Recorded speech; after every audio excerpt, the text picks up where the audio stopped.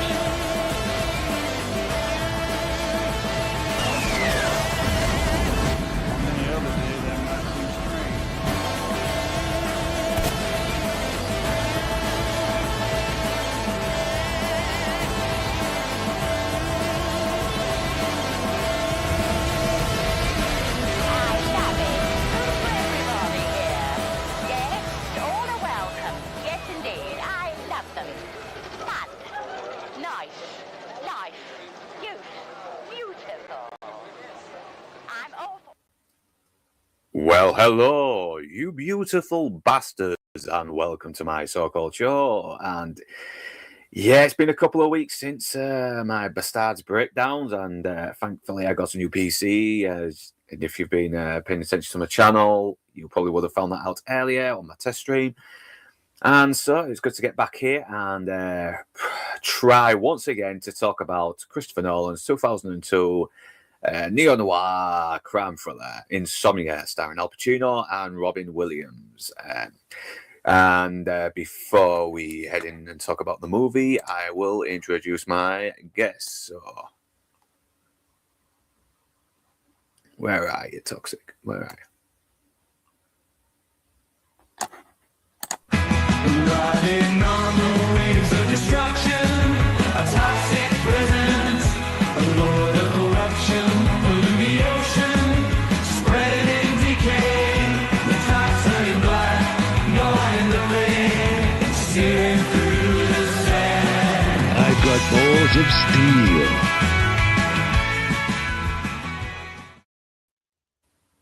Hey, man, how you doing? Hey. I haven't slept in 5 days, and I've been working on a difficult case, so hopefully none of you guys get shot today. Yes, haunted by something a deep dark secret that you don't want anyone to know. Yeah, because she got a great ass. You got your head all the way up. Oh, wrong movie. Sorry. Yeah. Yeah, and my next guest, you will know him as the Inside Man. Safest if you never see my face. Okay. Mayor West hasn't slept at home for 3 nights. Kermit the Frog? Somebody talked! No one is safe! I'm getting out of here! Yay! What's his appeal? Hey, how you doing, man? So yeah, it's good to be trying to do this one again, and thankfully we got Lord Toxic for this one, because the last time you couldn't make it, could you? No, I was running errands, getting ready. We had a big thing going on for the hotel. Usually I don't have to go in till night shift, but I was getting so we had that big snowstorm last weekend, so I had to go run and making like emergency provisions thing. So I did want to be on it. Was able to, by the way, were they able, I don't know if you answered this correctly, and I don't want to derail the stream, but if you have to shut a stream down, do you still get to keep the super chats? Yeah, we still keep the super chats. It's Nice. Yeah. So that's a good thing anyway. And yeah, and now that you mentioned it, if you ever do want to donate a super chat, just a small amount will still be grateful, but preferably a really large amount for me to get drunk off of. So, Yeah, Inside Man. I know it's the second time we've done this stream as well now, because my laptop just wasn't charging. I even got the new charger and it just wasn't charging. So I'm glad to be doing it. Potato. I know. So sad that that RT hasn't shown up for this as well. But I know he's going to be busy, and New Zealand is like more hours ahead of us, so it's understandable. But I do hope he's in the future. You see, he's in the future. Yeah, he's in the future. He's a future man. The future. He's already watched this stream. He knows everything we're going to say. Yeah. And Rebel Rose in the chat. Hey, how you doing, Cosmicky Hall there? Thank you for joining me, Mr. E. Always a pleasure. I don't know if you want to join in and pop in later. I can send you the link, man. Rebel Rose. Mr. E, why don't you quit being a sellout and join us every now and then? You think you're so important with your cool book shit going on? I wrote a book and I still do fucking TikTok and YouTube. You fucking hoity-toity out there. I see you. That's jarheads for you. That's jarheads for you. What are you gonna do? The stream yard link is in the chat anyway, Rebel Rose. So if you do want to pop on and take your mind off your whatever's going on, just let me know anyway. You're more than welcome. So Insomnia, obviously we mentioned this before, but yeah, we probably will have to redo what we were saying again. But I really love this movie. I think it's very underrated. One of Christopher Nolan's most underrated movies because it really doesn't get that much mention, especially after Memento was such a big hit as well, and then you got Batman Begins that came after this, and the Prestige, everything. It's like so it kind of gets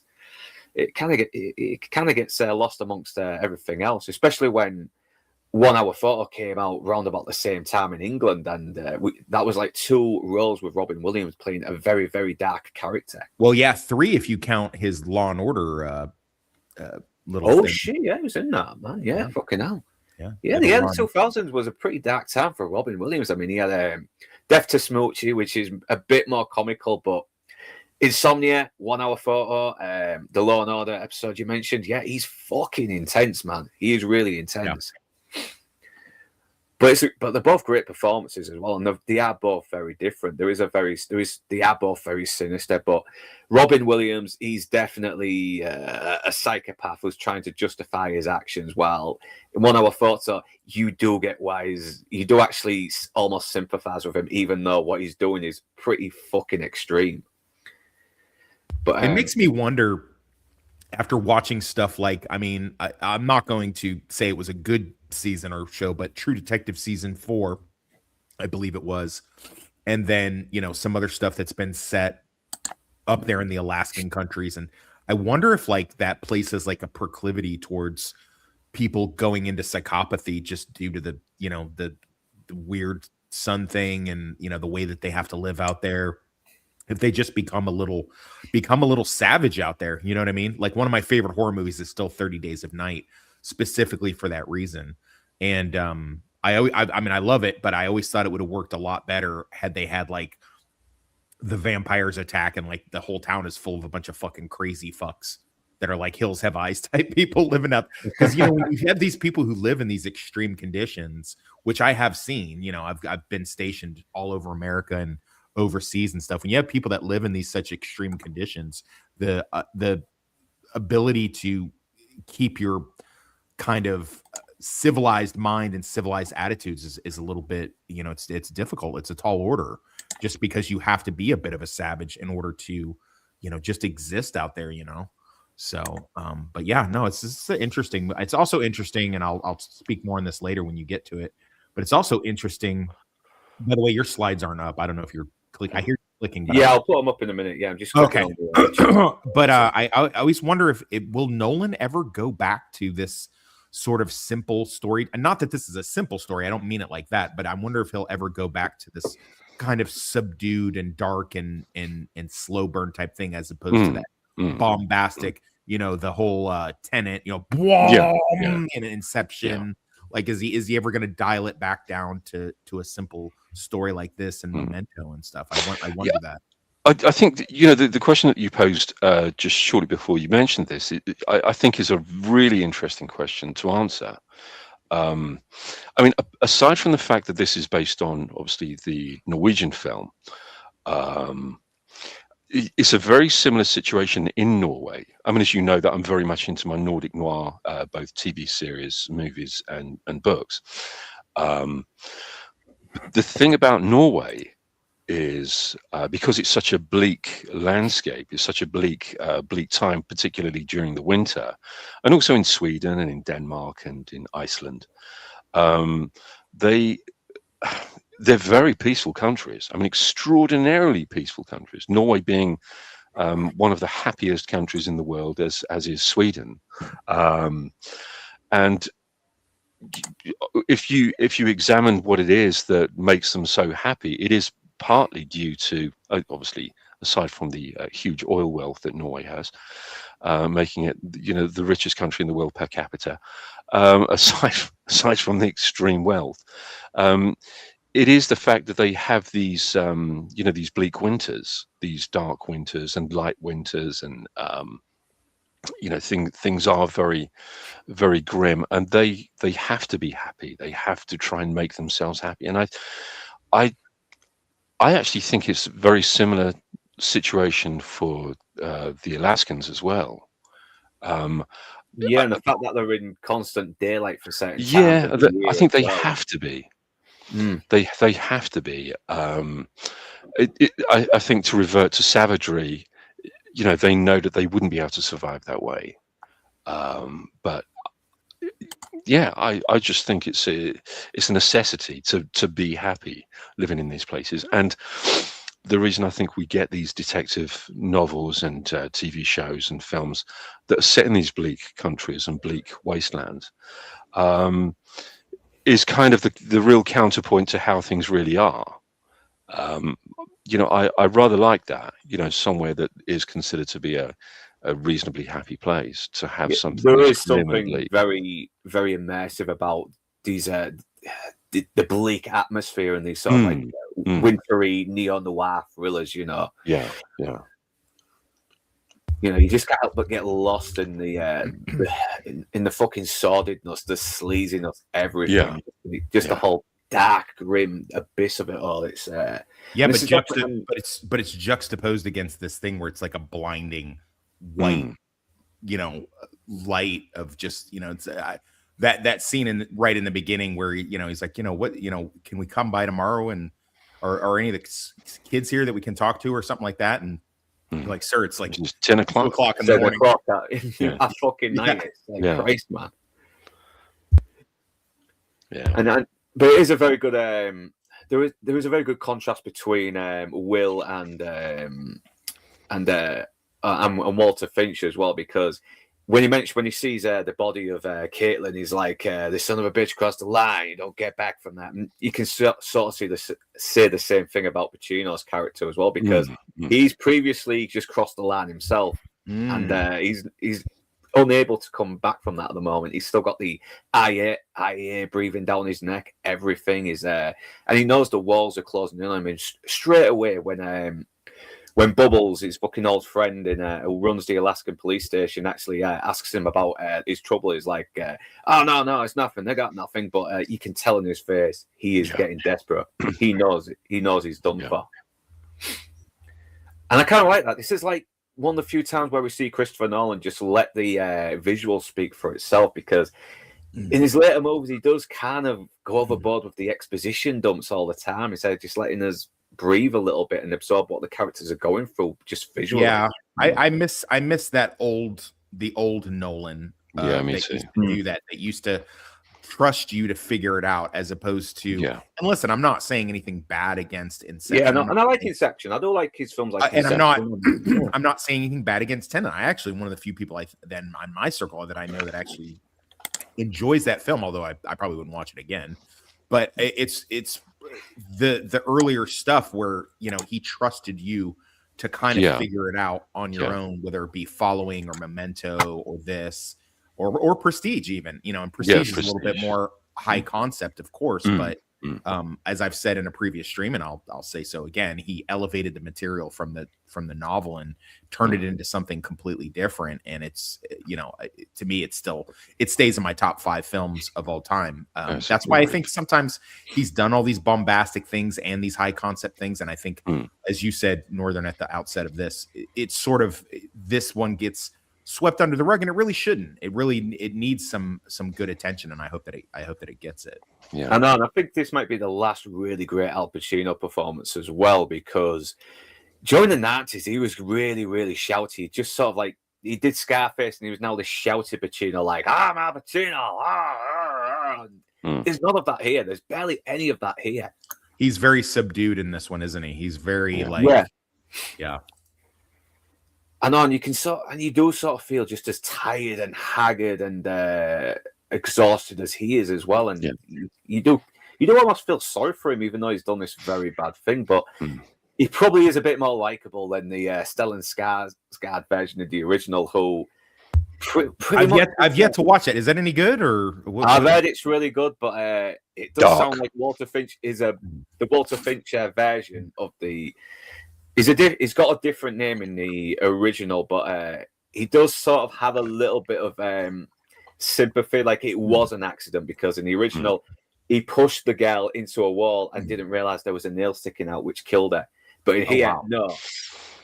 But in here, no. He beat this girl for 10 minutes, and he's still trying to justify his actions. Yeah, he's still trying to kind of perform these mental gymnastics. That's really intriguing. Robin Williams plays it really well as a guy who has no real remorse. I mean, it's funny because on a previous stream, I think on the Toxic Thursday, I mentioned we were talking about actors that don't really do things for us, if you remember. And one of mine was Robin Williams. Really? Yeah, and I have to kind of backpedal somewhat, because I keep rewatching some Robin Williams movies, and I have to go back on it. He's not. Well, so when you said that though, were you I took it as you were talking about his like comedy shtick. Mainly his comedy, yeah. Although shtick, when he came back right before his passing, and he did that horrid ABC television show with Buffy. And he was just doing shtick each episode. It was one of those things where I was just like, dude, what are you doing, man? Come on, man. This is beneath you. Because I've seen this, and I've seen the Law and Order episode, and I've seen Good Will Hunting, and I've seen 1 Hour Photo, and I know what he's capable of when he's at his best.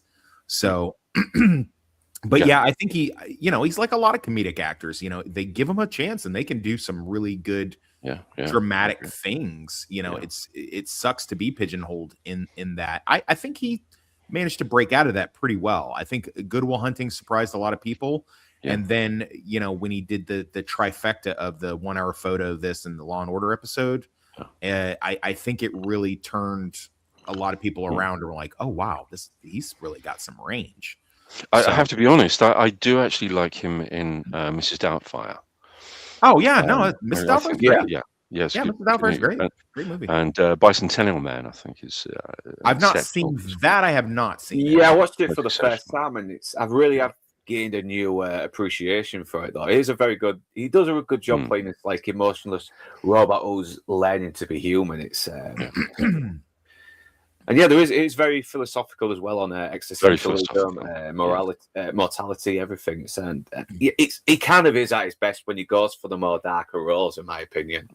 Because he does sell it. I mean, because he always had that dark side to him as well. If you watch his interviews, he really did have a lot of. He had a lot of demons. He really did. I want to just clarify, because I said Law and Order. I actually meant Law and Order Special Victims Unit, which is not exactly the same thing. So it's a spinoff, probably one of a more popular one. He did season 9, episode 17, called Authority. So he was in that. The thing about those shows, though, and not to shit on because it was a great episode, but the thing about those shows is, like, when they have those shows, all the Law and Order shows, whoever's the guest celeb on the show, that's who the killer is. It's like special guest tonight, Robin Williams. Like, oh well, there's the killer right there. It's like, obviously, like, that's who it's gonna be.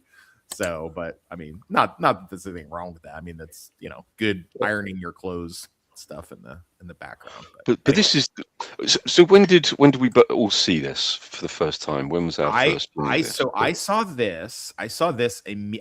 So Memento had been the first movie I watched out of boot camp. So 2001, I finished boot camp, and it was at the movie theater on Post. They only have one movie. So you go, you're not going to choose. You're just like, we have Memento. Okay, got it. That's what I'm watching. So I went and watched that, and I was like, oh wow, this is really intense.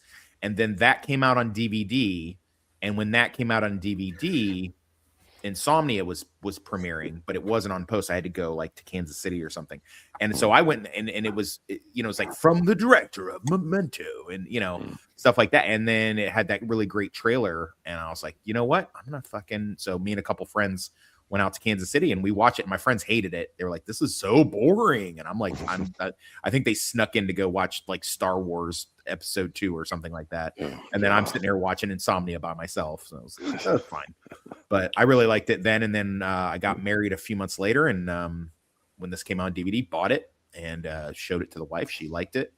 And but it just basically just sat on my shelf. I don't think I've rewatched it honestly until Northern asked me to do this, which is crazy, but it's just one of those things that kind of falls by the wayside a little bit. But yeah, I saw it in the theater when it was out. Yeah. So when did you first see it inside, man? Because I know you've worked with Nolan before, haven't you? So yeah, I think 3 times. I think. Wow. Yeah. I know you worked with this before, but did you work on him with this movie or? No, I mean no. This was something that I sort of discovered on DVD, and I can't remember when. I can't remember how long after its release. I can't remember whether it was after I'd already worked on Batman Begins or whether it was before Batman Begins I saw it. But it was definitely a DVD. I mean, I was curious because I'm a big fan of Memento. I really, really enjoyed Memento. I thought, what's this one going to be like? Is this going to be a similar kind of psychological thing for the audience? And it is to a degree, but there is more of a. I mean, obviously, there is a linear story. I was surprised. I don't know what you two guys think, but whenever I watch this, it doesn't really sort of scream at me that this has any style of Chris Nolan. It doesn't look like there's any Chris Nolan signature on this movie. Yeah. Well, I would say a little bit with the shaky cam, which was used in Batman Begins later on, but thankfully he toned that down when he did, The Dark Knight. I would say a signature. So I always look for this with directors and filmmakers and showrunners. I look for their signature to see if that, like, if I didn't know it was them, could I guess that it was? And the whole, he likes to do a thing that he will show a repeat action shot without context. Yeah. So I don't know. Can we spoil now, or do you want me to hold my water on this? Spoil a little bit. We'll get okay. Anyway, but okay. So the fact that it's sort of ambiguous at the beginning. Like did Dormer actually do it? Did he actually plant evidence? But we see and really not even sure what kind of evidence he may or may not have planted. And we see that repeat action shot from the back at the very beginning of the film is him putting the blood into the garment in order to frame the killer that he knew to be guilty, even though there was no way to do it. That's a repeat action shot that they do at the very beginning to sort of give it away, same as he does in The Prestige, where they have all the hats on the ground, so to speak. Same thing in and I mentioned this. I swear I did not mean for it to circle to this, but I mentioned that because I do that in my book, because I give it away. I give away a main plot in my book in the very page, but it looks like a Nothing Burger like advertisement type thing or news thing in the very beginning, and it's in very, very small print, so you kind of can't see it unless you really magnify it and read it. And so that's a thing that that style I've stolen that a little bit just due to the fact that, and that's, I've noticed he's, Batman movies aside, he does repeat that.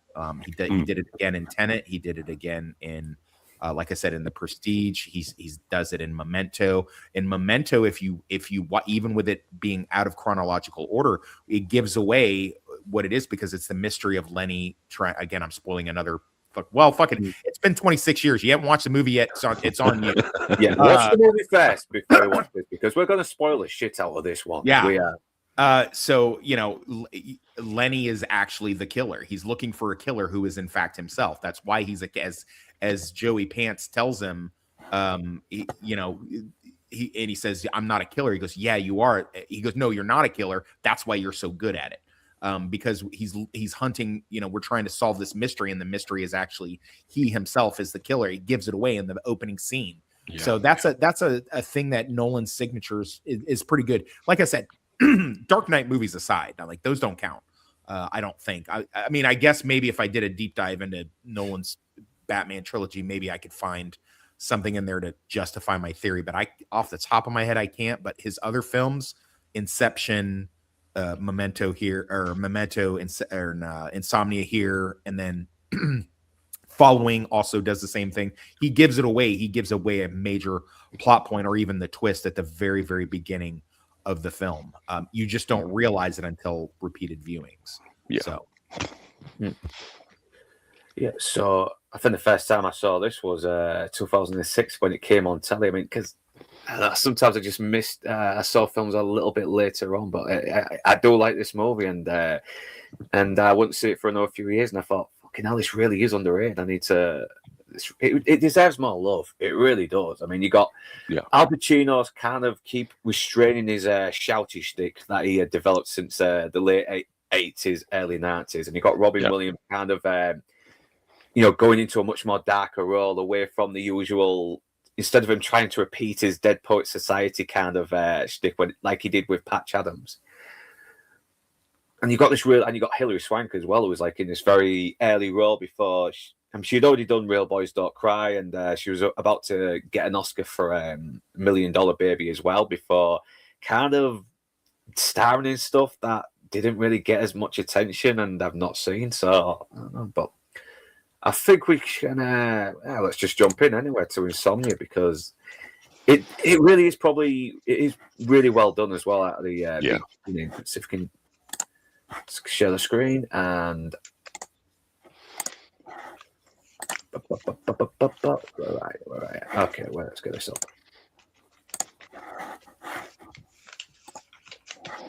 Here we go. Great. Still getting used to the mechanics on this a little bit. Yeah. So I mean, I think this is like you said, it's already kind of given away a little bit in this beginning where you see this whole whiteout as well, it's like this big bright light that's stopping you from going to sleep, and then Insomnia comes. You see the blood go through the fibers in this very extreme close up, don't you? In there, and I give credit to Chris Nolan. He can really capture these air shots and everything of these airborne shots, and yet George Clooney and Steven Soderbergh produced this as well. Yeah, and I think you mentioned this last time as well, like because they saw Memento and they really liked him and they wanted to really help him get some more, probably get some more traction because they believed in his talent, something like that, was it? Yeah, it was. I'm Steven Soderbergh in particular, but the pair of them had approached Warner and said, "You got to give this guy a chance. You've really got to give this guy a studio movie. Give him a decent budget. If you can see what he's done on a zero budget movie, on a low budget movie. Imagine what this guy can do if you give him all of the toys in the room to play with." And this was the one that was the clincher that got him the Batman movies. He does openly admit that without Steven Soderbergh and George Clooney, that he would still be making very small, small independent movies. And I mean, look at the scale of this as well. It really, because even though we're kind of going into, Yeah, Alaska, fucking hell, and it's like a very small, boring town, and we're already getting a little bit of character moments as well, where he's just looking around, is like, yeah, there's nothing down there, and Pacino's like, you're not here on vacation, we're here for this. So you kind of already get what these characters are as well. You obviously Will is definitely one who's always obsessed with his job and doing the job. You know, he always wants to. He's trying to be the good guy as well. You know, he's dedicated to his job. The other guy kind of probably sees it as just a job to do, and that's it. And he's not really. Well, I think more of a career cop. Cop, yeah. I think knowing what we know about why they're out there and what's going on behind the scenes, I think that I think that Martin Donovan's character here, Hap, I think he is a I think he sees this more for what it is. I think he's like, they've sent us out, to get out of the firing line of IA, and we're doing this as a favor, kind of, but we're also kind of, because that's what they do. Like when you got the big, when the brass is looking into you, they're going to send you on some Bobo mission somewhere where you can't be easily, and they can say, well, he's not available to be voir dired and interviewed. So, sorry, he's out on an important mission right now doing yada, yada, yada. So I think that Hap, the partner here, played by Martin Donovan, I think he sees it for what it is. He's an interesting actor.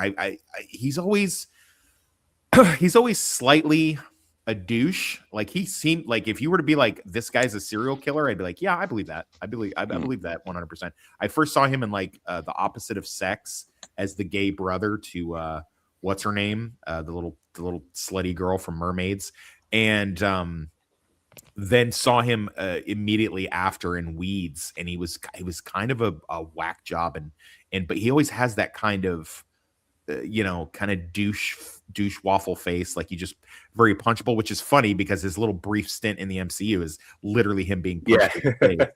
So I think that's interesting. It did make me laugh when they do the fucking Mexican standoff, and it's like, here we go. Yeah. But this is good bit of exposition that's not being spelled out. I mean, okay, you got Nightmute, Alaska, halibut fishing capital of the world. You already get this is a very small town that's full of just normal people. Nothing really interesting that happens that much down there, and it's very sort of isolated, and it's very mundane. And you already get a sense of Hilary Swank's character as well. She's definitely the young upcoming cop who loves doing her job as well, and she just loves it. She's obsessed with it. Yeah, I love the hero worship side of her. Yeah, that she has. That's a smart way to do it, because it gets the audience to hear, Mr. Detective Dormer, I read your thesis. That's what I did when I went through the academy, and so we get to get some exposition on him that's sort of organic in that way. Yeah, because she's letting him know that she knows all about him, so he knows who he's working with as well. He's not working with another dumbass copy. He knows he's gonna have someone who actually lives in the area, who's able to do a job. Yeah. And also there's a kind of almost acceptance, I think, that it appears on him, where he knows that she knows all about him apart from, and he knows that at some point he's going to disappoint her. Yeah. Oh, yeah, because he's not. He seems really sort of a bit too humble, doesn't he? When she's almost trying to brush it away. Yeah, I know. So he's already got a lot on his mind as well. He's got the IA breathing down his neck and everything, and it's looking like his partner's going to end up backstabbing him. Of course, he hasn't really been told that just yet, but he already knows. He's seen what's happened when police officers sell each other down the river. It's the IA. The IA are very good at handling deals sometimes. And yeah, it shows what a good cop he is as well, how he knows the job when she says, okay, she tries to take him down to the lodge, but then he's like, no, just take me down to the station. It's like, all right, yeah, we've got to get on the case. Most homicides are solved in the first 72 hours. And he's like, 48 hours, we're a day behind, but who's counting? So she already knows her stuff as well, doesn't she? But she was just a little bit off because... because he had to get there, didn't he? So they've lost a lot of time there. Yeah. And once again, more exposition. So they already know this guy, and he's obviously brought them down for a favor, and he's not going to refuse because he's an old friend, as well as the IA breathing down their neck anyway. So yeah, and they do sell it as well. He's obviously the younger partner. He's the older, more obsessed cop now who's dedicated to his job. And yeah, the way he's just sort of trying to put a brave face when he asks him about, hey, you had some trouble in LA, though. He was like, and yeah, the partner's saying, yeah, they're really nailing us hard. And Al Pacino is trying to put a brave face on it by saying, yeah, it's not sure, just the usual crap. I mean, it's nothing. This is why I like that they had this, the guy Hap, Martin Donovan. They chose this actor for this. This is the genius of this, because it's like he is, as you stated, he's the younger partner, but he's not young. So it's just like, like a younger partner that would be like Ellie, like the girl, she'd probably go down with the ship, not talking to the Fed or the IA about him and not giving him up. Whereas a guy that's got some time in and is closer to his pension, he's not quite retirement age, but he's been, you could definitely headcanon, he's been in a good 10. He's got some years on him and knows the way the wind blows. And it's better to sell out this great cop and then go down with the ship yourself. Whereas a young idealistic person, which we will see later on, would be like, no, I'll protect you. I'll do that. Whereas this guy's like, nah, man, I got a boat that I'm wanting to buy in a few years when I retire, and I got alimony payments and yada. So that was the brilliance of having a younger partner who's not young.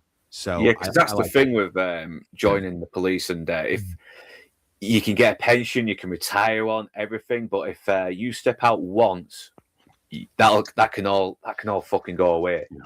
Or three times in my case, but who's counting? Yeah. But yeah, he does play it well. He really does play it well, because he's not really a bad guy, though. He's just kind of he's just a guy. He's he's going to become a huge, hey, Miss Sparkles.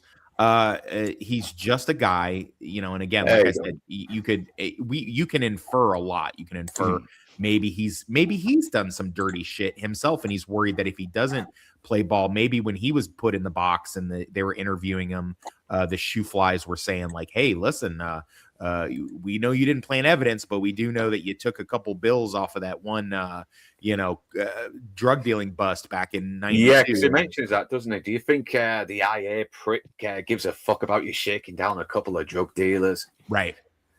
Yeah. Right. So, yeah.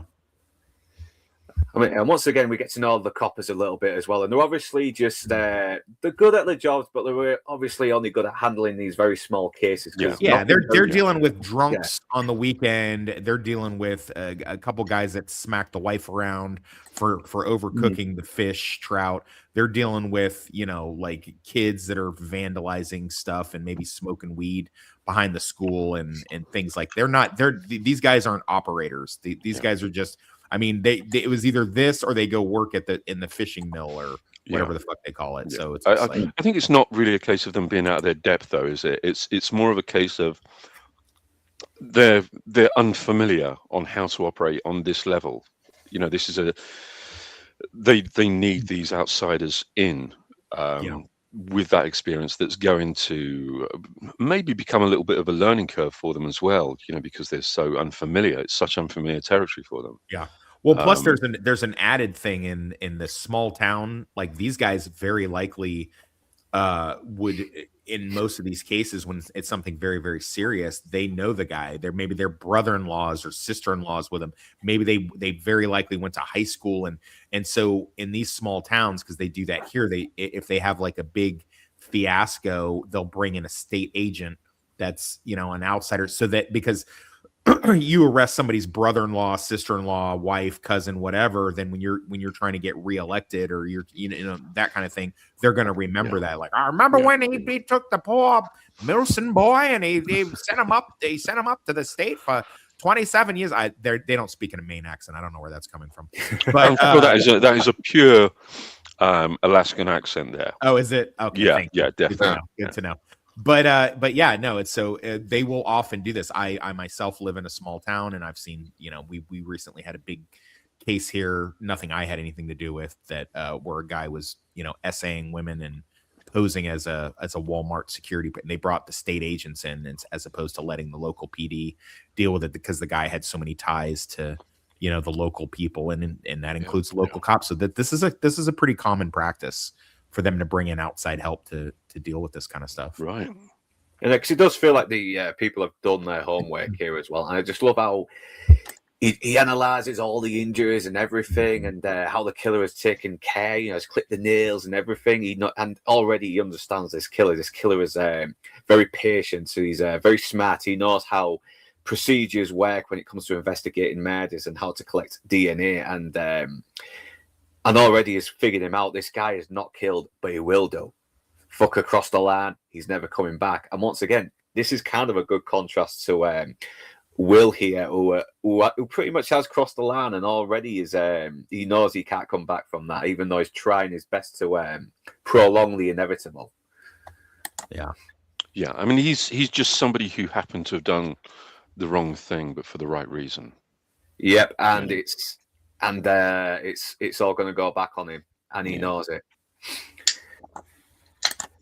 Yeah, but we get a bit of evidence as well that she had a boyfriend who's probably been abusive as well, but he knows it wasn't the boyfriend who did those bruises. It's not the bruises that killed her. It's someone else. Because he's seen it all before. He's a cop who's in his late 50s, even though Al Pacino was in his 60s. And he looks really haggard there as well. And I think it works that Al Pacino was a lot older here as well when he played the role. Yeah. This guy crossed the line and he didn't even blink. Hooah. Yeah. Yeah, he knows he can connect it, everything. I love the line as well. Was it a crime? It's like, maybe, but whatever happened, his reaction wasn't passionate. Why do I feel like we could easily delve in it? We're just doing Pacino impressions for the rest of the stream. Yeah. Thank fuck he smoked so much when he got older, because it just made his voice more instinctive. If he was still had his young voice from the 70s, but like, motherfucker across the line. He's never come back from that. I asked my father if he knew Clemenza, and he said he didn't know him. This guy. Yeah. Don't tell me you're innocent, because it insults my intelligence. Because she's got a great ass, and you got your head all the way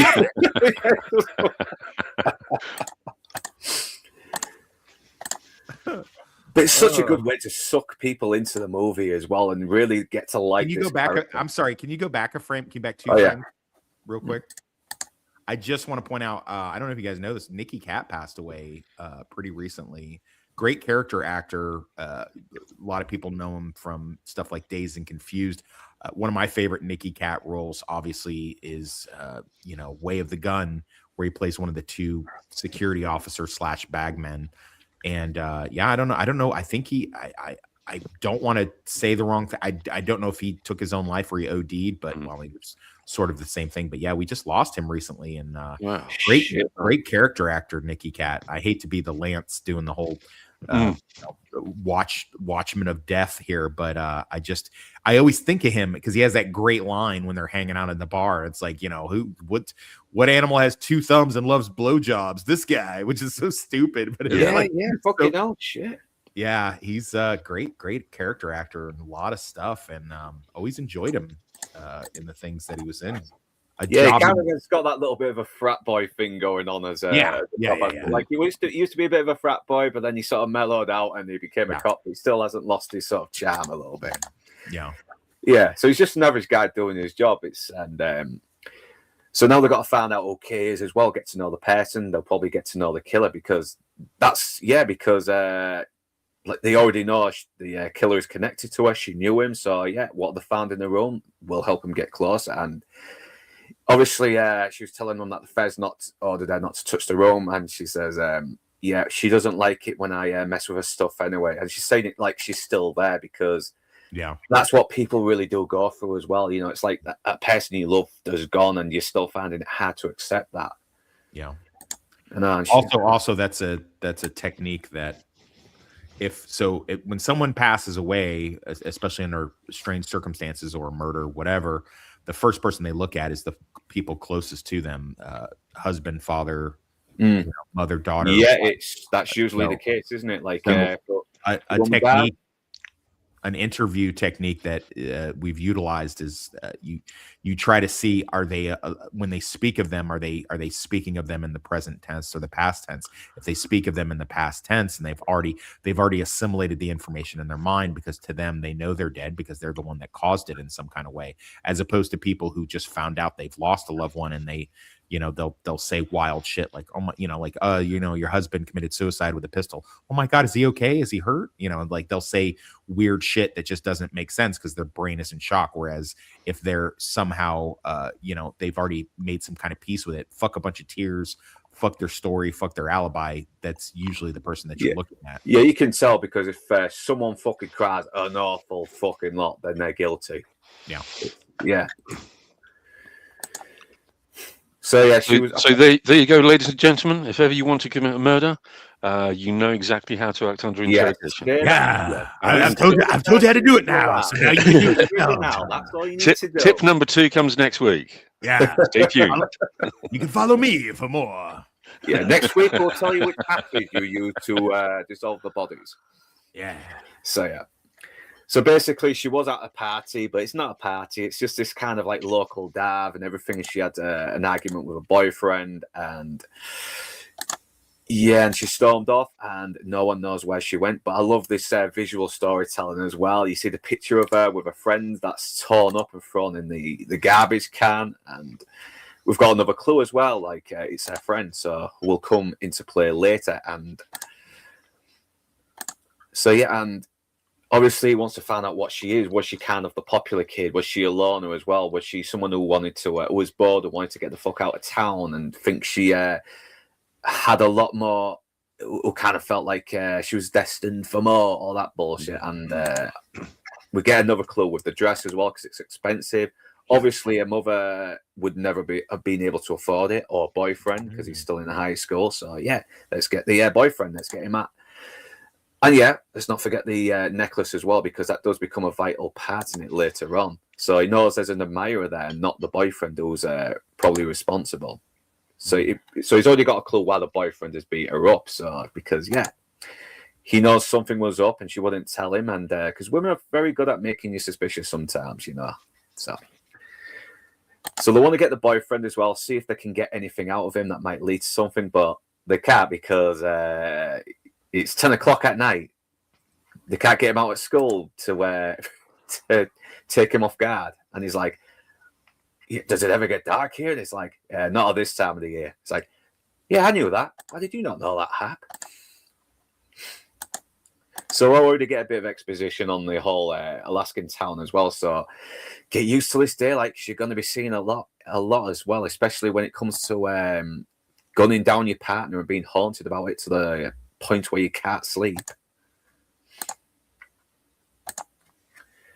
And we get this actress Maura Tierney. She only gets a short while in it, but Maura Tierney. Yeah, she's always been a very underrated actress. She's always been this very good-looking actress, but she's never been sort of hypersexualized. But I think she did do a program a couple of years back where she was being sexualized now, which is a bit weird since she's older now. But I'm not familiar with that. I know she was big in there was this firefighter TV show with Dennis Leary called Rescue Me. She was in that.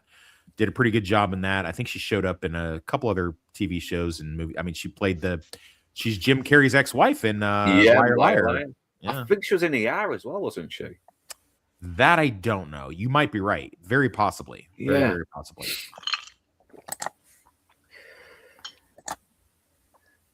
Don't be fooled by my friend's frivolous demeanor.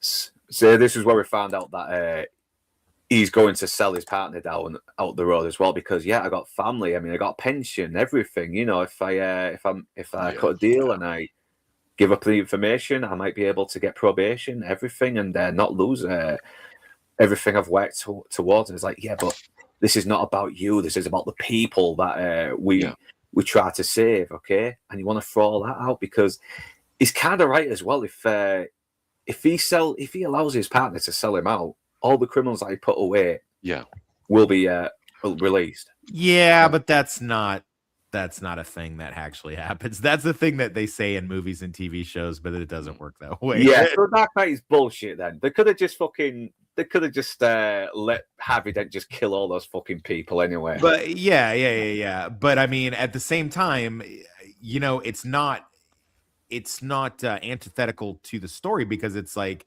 that would be a thing. Now, if I was going down the tubes and loyalty wasn't keeping, I might try to guilt trip my partner to not sell me out by being like, you know, if you turn on me to the shoe flies, all those people that we locked up, they're gonna get away. So all right, I'm gonna stop doing that now.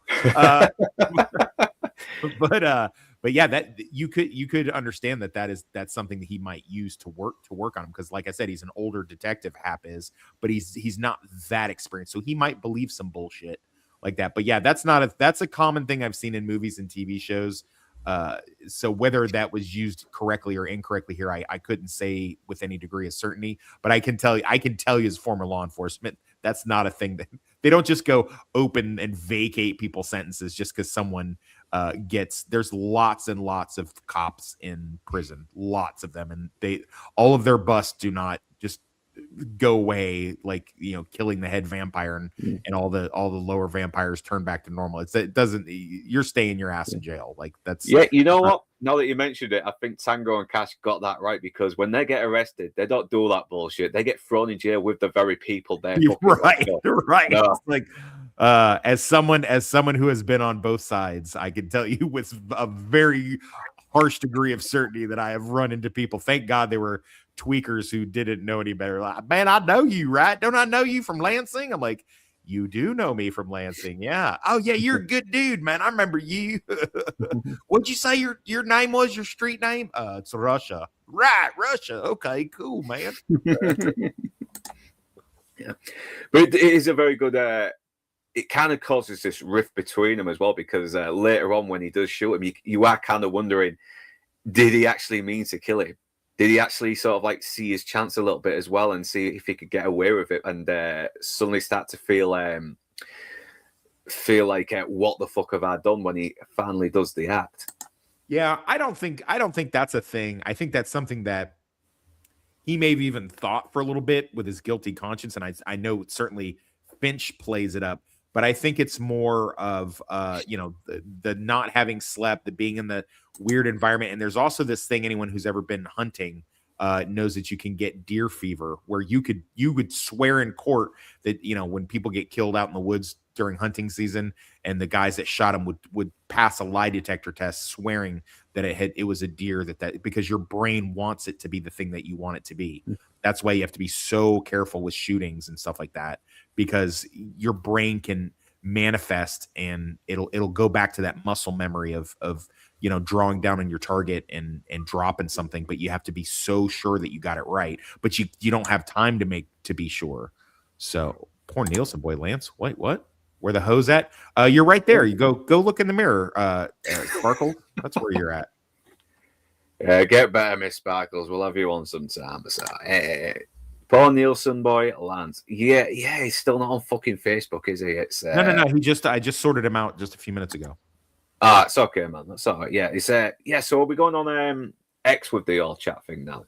No. He's back on. Oh, good man. Oh, nice. I just got him while I was running my mouth. I was multitasking with my cell phone and got him. He's back in the chat. Yeah. Okay, man. All right. Let's go. So, yeah, I mean, because he seems very naive, Hap, as well. He thinks oh, don't worry, they're not going to find anything on you. And it's like, no, they could do, though. That's the thing. It's almost like he's trying to sort of convince himself that he can do this with a guilty conscience without feeling this selling out will. But he is. He is. Well, I mean, that's what they want. I mean, it's the detectives that look into the police, the detectives that look into detectives. I mean, they don't use any different tactics. They use the same tactics to go after cops as they do criminals. You know what I mean? There's no difference. I mean, because he's putting the squeeze on him to get to Will, isn't he? Because because I think, and that's the thing. I mean, this is like the first time he has actually, framed a criminal, even though he knew he was guilty of doing it. He just didn't have the evidence. Where's the forest? There it is. There it is.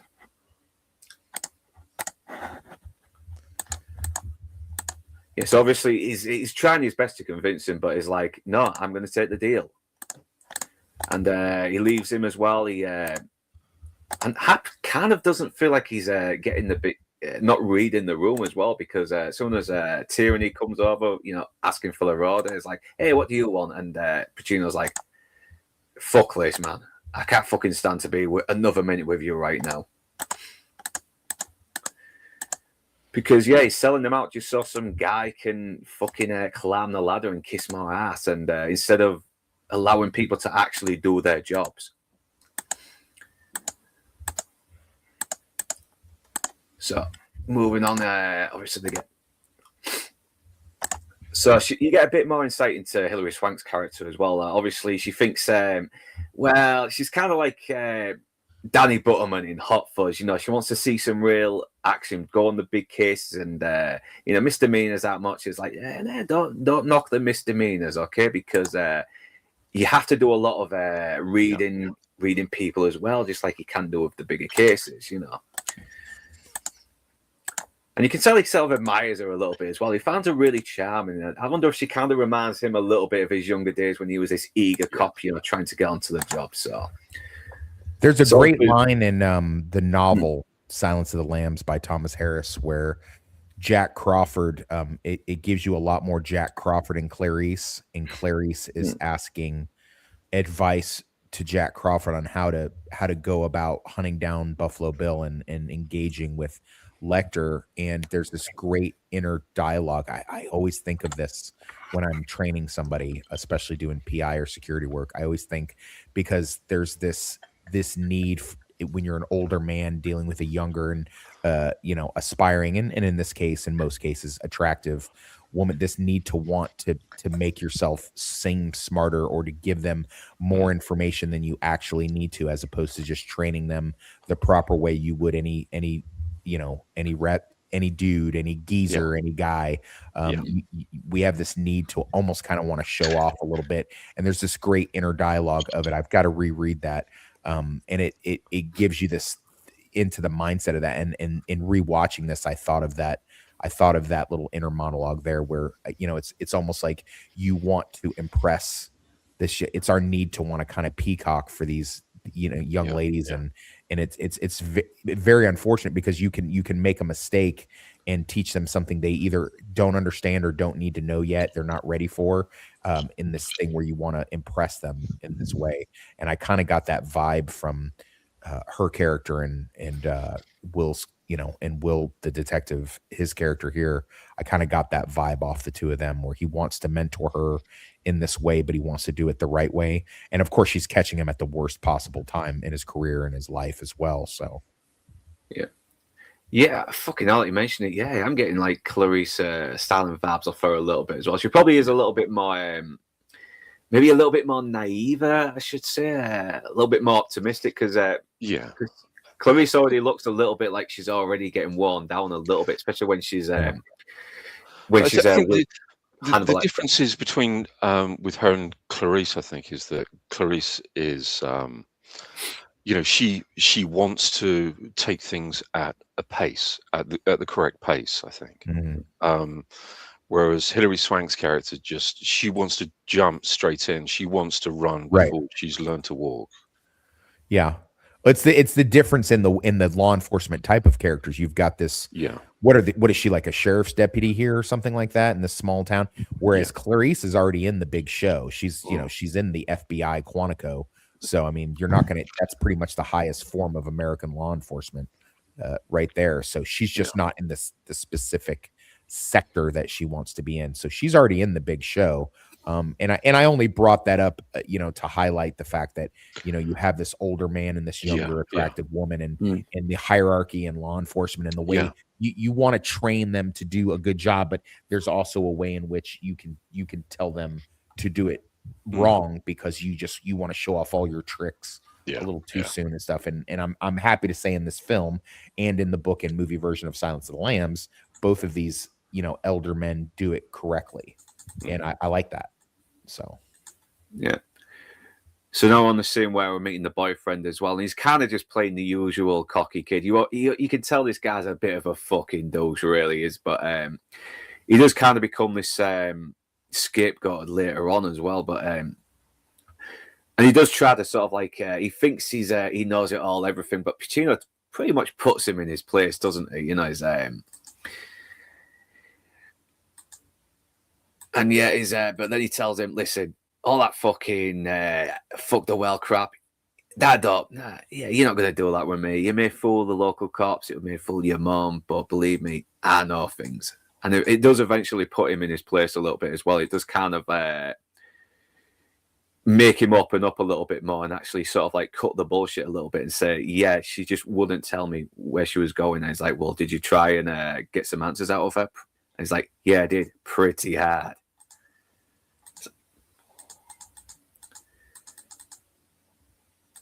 who is this kid? Is he somebody? No, he does look familiar. I don't know if I might have seen him in something where he's a little bit older now, but I know.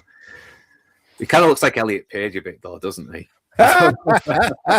Oh, that's harsh.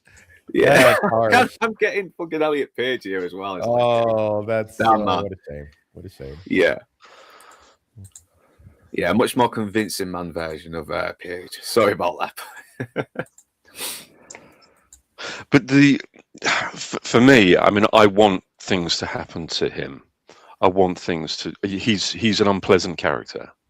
You know, I'm sort of willing things to happen to him. Oh yeah, because even if he's innocent in the old murder case, he probably will. Finch might be right. He probably might do a lot more harm later on when he gets older. Yeah. So he's not totally wrong, but that still doesn't justify what Finch has done. So, and yeah, it goes back to what Lani said as well. Small things, because they need to find out where this jewelry store was bought and to help narrow down what's happening. So some kids found this thing that's on the cabin on the beach, and it's all the belongings of her as well. So it means they've got to go through a lot of procedures as well, reading her journal, everything, and just looking for possessions to see if anything can be can lead to the killer.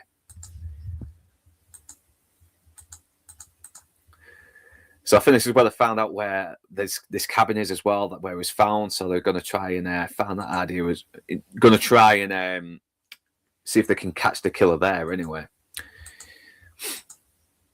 But but you can sort of see as well. He's still got the IA sort of like going on, kind of weighing on him as well. You could probably tell he's not had that much sleep already, because even Finch has said the moment he stepped onto that town, he could not sleep for days. And this is before he's killed his partner. Yeah.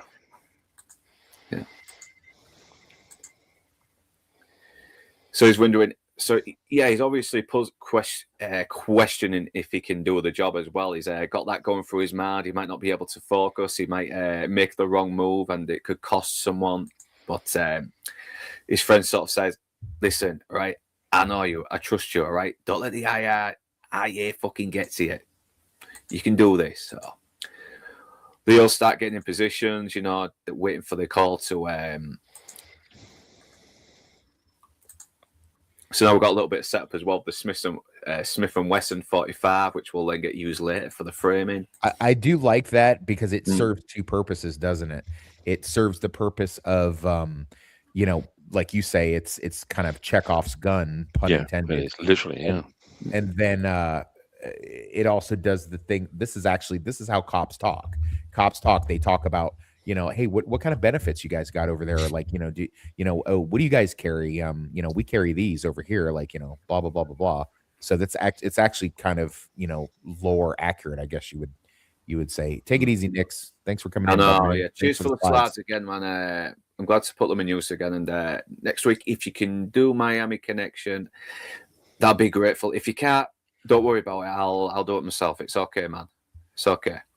So yeah. Yeah, he's great, Nix. Yeah, he's a good lad. Good lad. Nix is MVP all the time. MVP. Yeah, and he already looks weary here as well. He already looks a little bit like he's losing it. I mean, to be fair, Al Pacino's looked tired for 50 years. Yeah.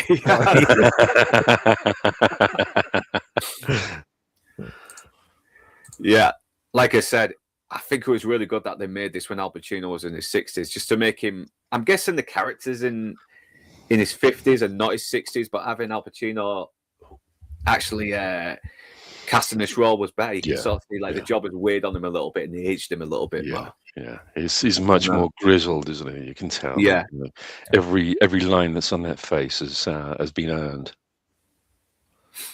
I was before I came out here. I was out in California chasing down Neil McCulley, and brother, I'll tell you, that son of a bitch was hard to get.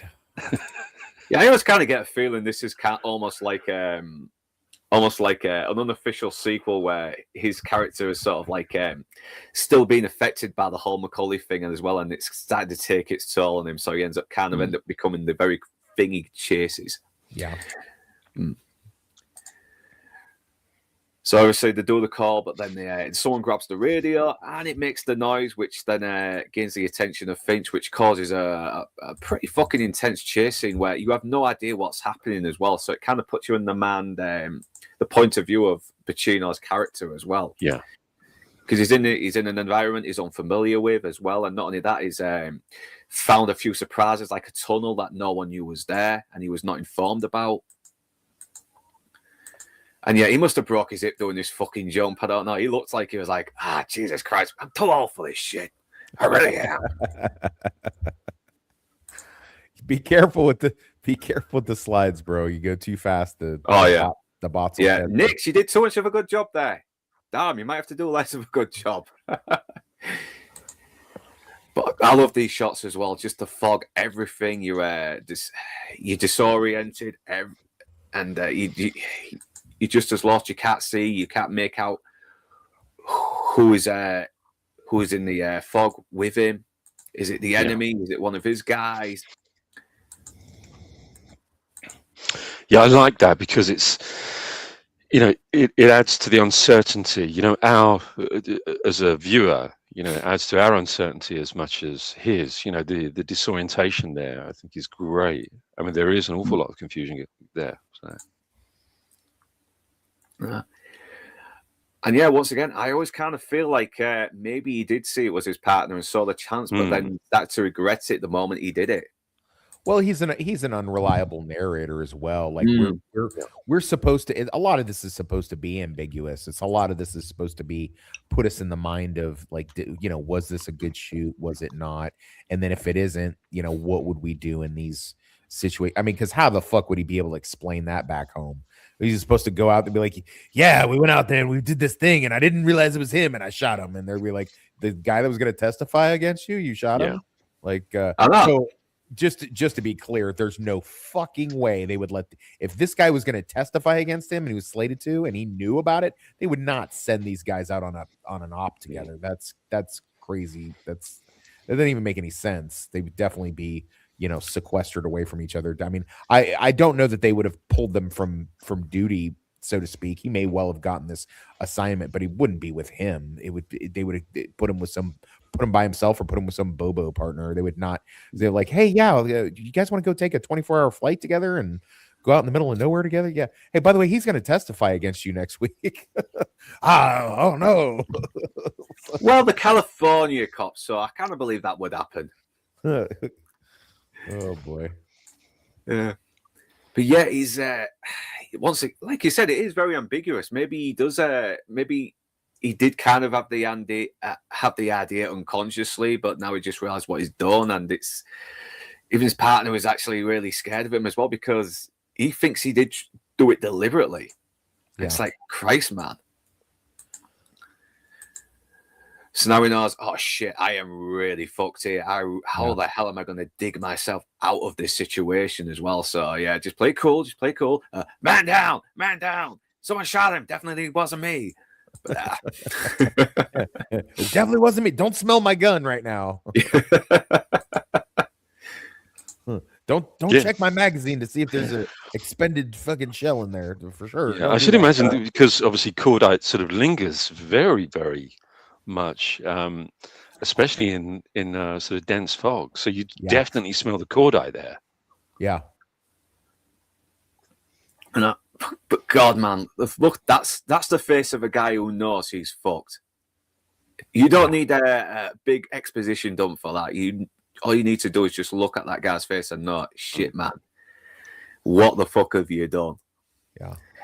So yeah, he's trying to get his story straight. They're doing the report obviously because something has happened, so they have to do these, sort of interviews and these reports, everything, because obviously there's going to be an investigation, and eventually he just kicks off saying, "Why did no one tell me about the goddamn tunnel?" And he's not mad about the tunnel. Yeah, he's not, which is a nice bit of subtext there.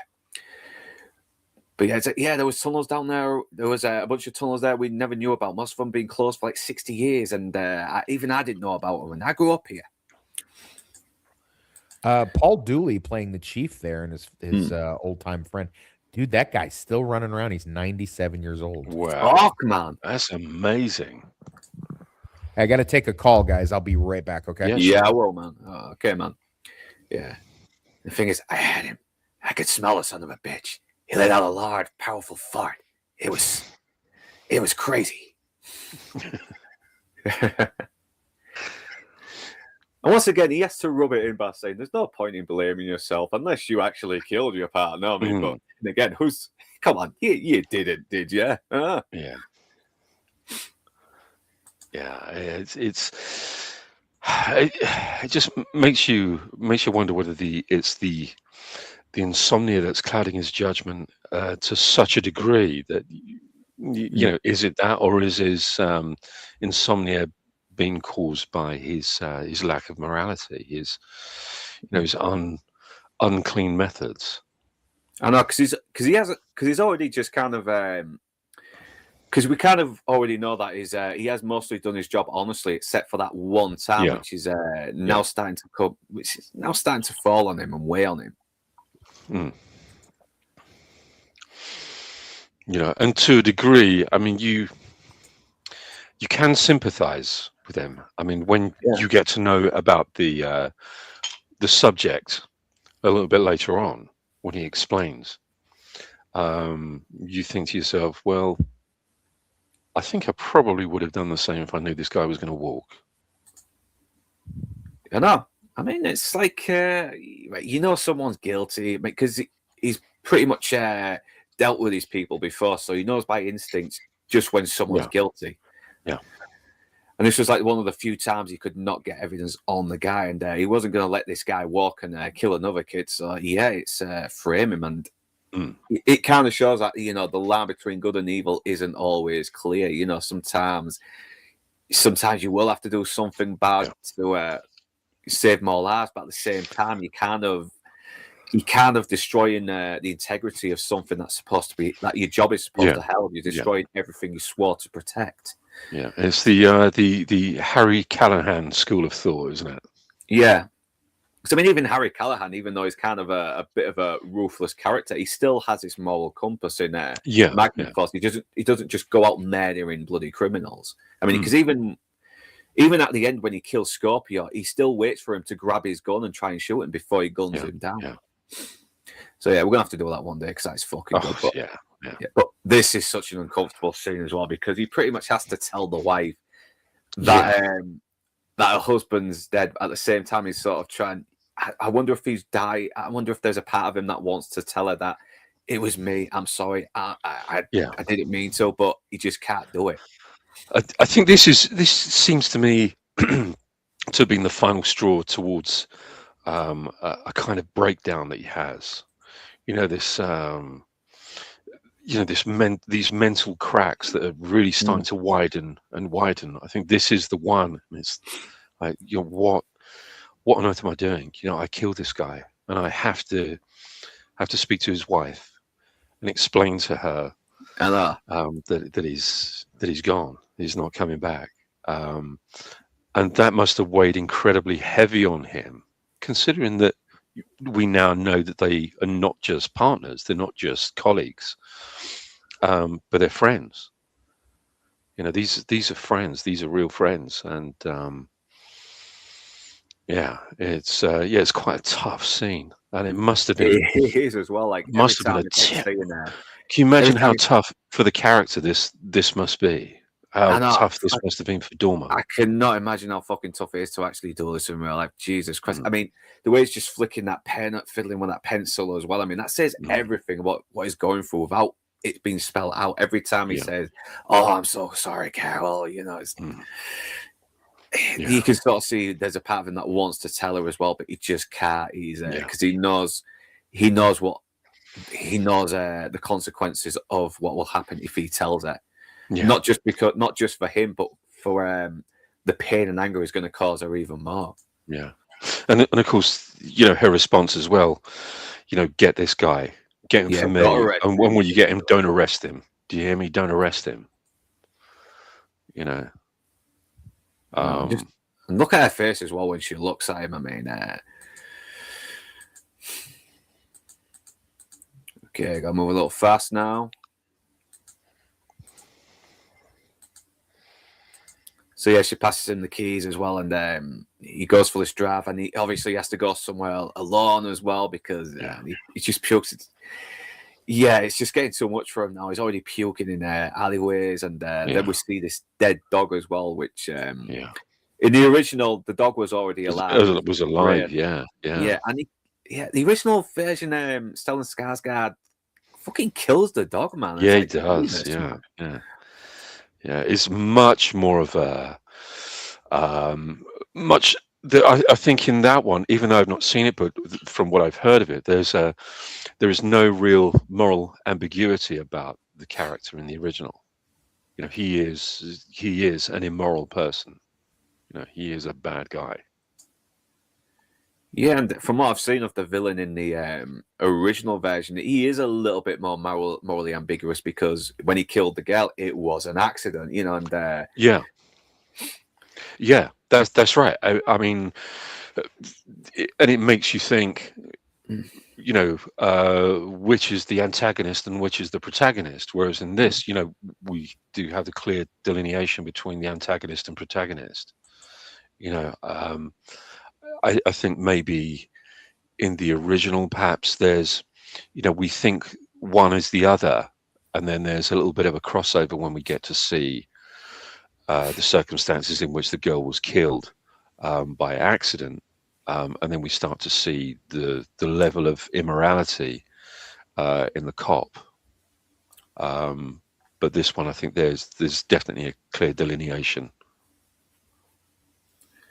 Yeah, and because, like you said, I mean, we do get more of an idea here, don't we? Because he's done a bad thing, but he does feel guilty about it.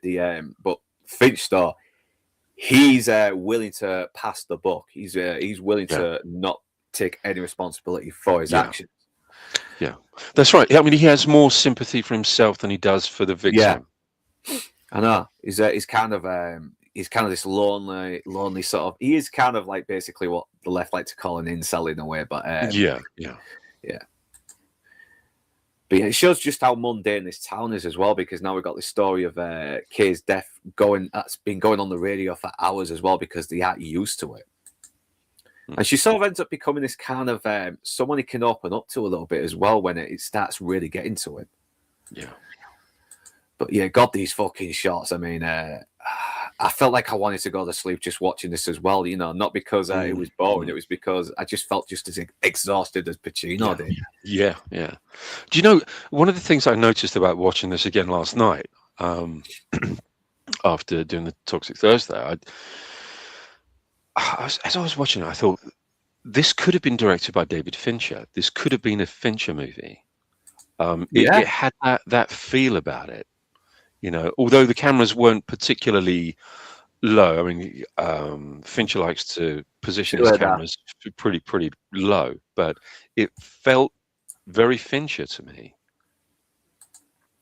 Yeah, it does have that very sort of slow.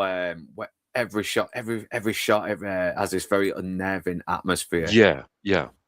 Not a single wasted shot. Every shot means something. This is when, you know, you have movie directors like Christopher Nolan, whether you like his later stuff or not, he certainly knows the language of film. He knows about composition. He knows how to set a shot up. And he really does. put you in the mind of Pacino's character, you feel like you're losing your mind just as much as he, man. So he's only been here like 2 days. That's how bad. That's how bad it is for people who just aren't used to the constant brightness of this town. Yeah, yeah. I mean, it must be horrendous, mustn't it? It must be absolutely horrendous. You can't imagine, you know, what it's like to be in extreme cold, extreme brightness all the time, or extreme dark all the time. Proper sunshine as well, because sunshine does do a lot. Getting a lot of sun does benefit you as well. And if you're in a town where you're not getting a lot of sun, it's not good. It's just not good. Yeah. But she's already questioning him a little bit as well, because it shows just how fucking smart she is as well, and how much potential is not being realized until now. And yeah, he's obviously playing it like, he's praising her as well. He's not trying to stonewall her or anything, because if he stonewalls her, he's obviously going to come across suspicious. Yeah, and I think he does admire her as well. He likes the fact that she's still this moral cop that hasn't been sullied yet by the job. Yeah. And I think you're right in what you said earlier. I think the pair of you had said, you know, he kind of sees a little bit of himself in her.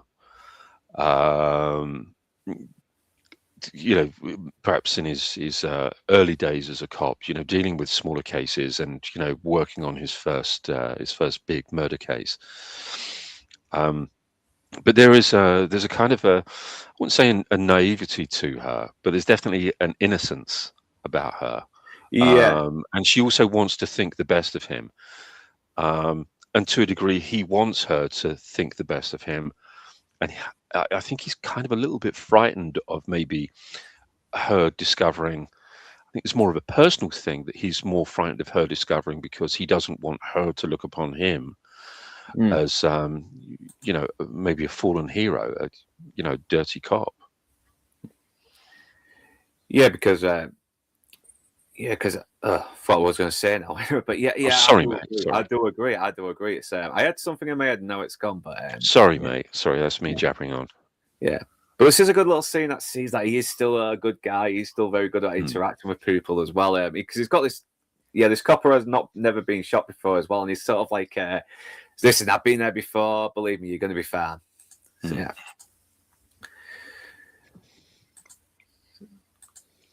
So he's obviously interrogating him a little bit as well, seeing if he had anything about the shots. And he's like, no, I kept my head down. So he's like, okay, so I've got one guy that's probably not going to nail me here. So yeah.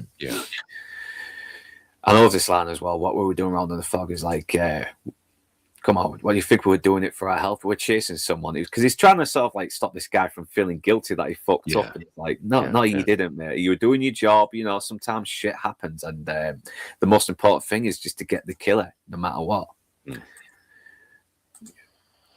Yeah, so she's already shown to be very sharp as well, and very observant. She's kind of doing the crime scene, and these little bits do add a little bit of levity as well, where these guys are like lying down, and it's like, can I get up? I'm freezing my nuts off here. Yeah, I mean, she comes across as being not a bit of a know-it-all, but certainly I suppose the A student. She's this little precinct. Yeah, she's dedicated, isn't she? She loves doing this job. She lives for this job. You know, it gives her meaning. You know, anytime she gets to do some police work, and this is like a big thing as well. You know, she's actually doing a big case here, so she's getting a high from this. Yeah. She is. But of course, that high is going to come down, because she's going to start to see a little bit more that who he really is, and he may not be the heroes she's worshipping, like you've mentioned before. So.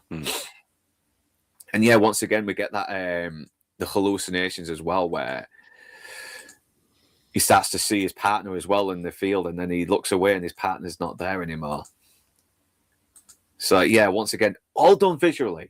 Come on, Nolan, do more of this. You don't need to do pages and pages of exposition dump. You know, just sell the scene and trust your audience. Yeah.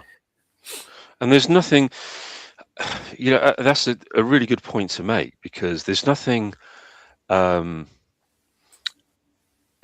wouldn't say this is an uncomplicated story. And I think in later films, perhaps he tries to be a little bit too complicated. He likes to complicate things, to make things overly complicated.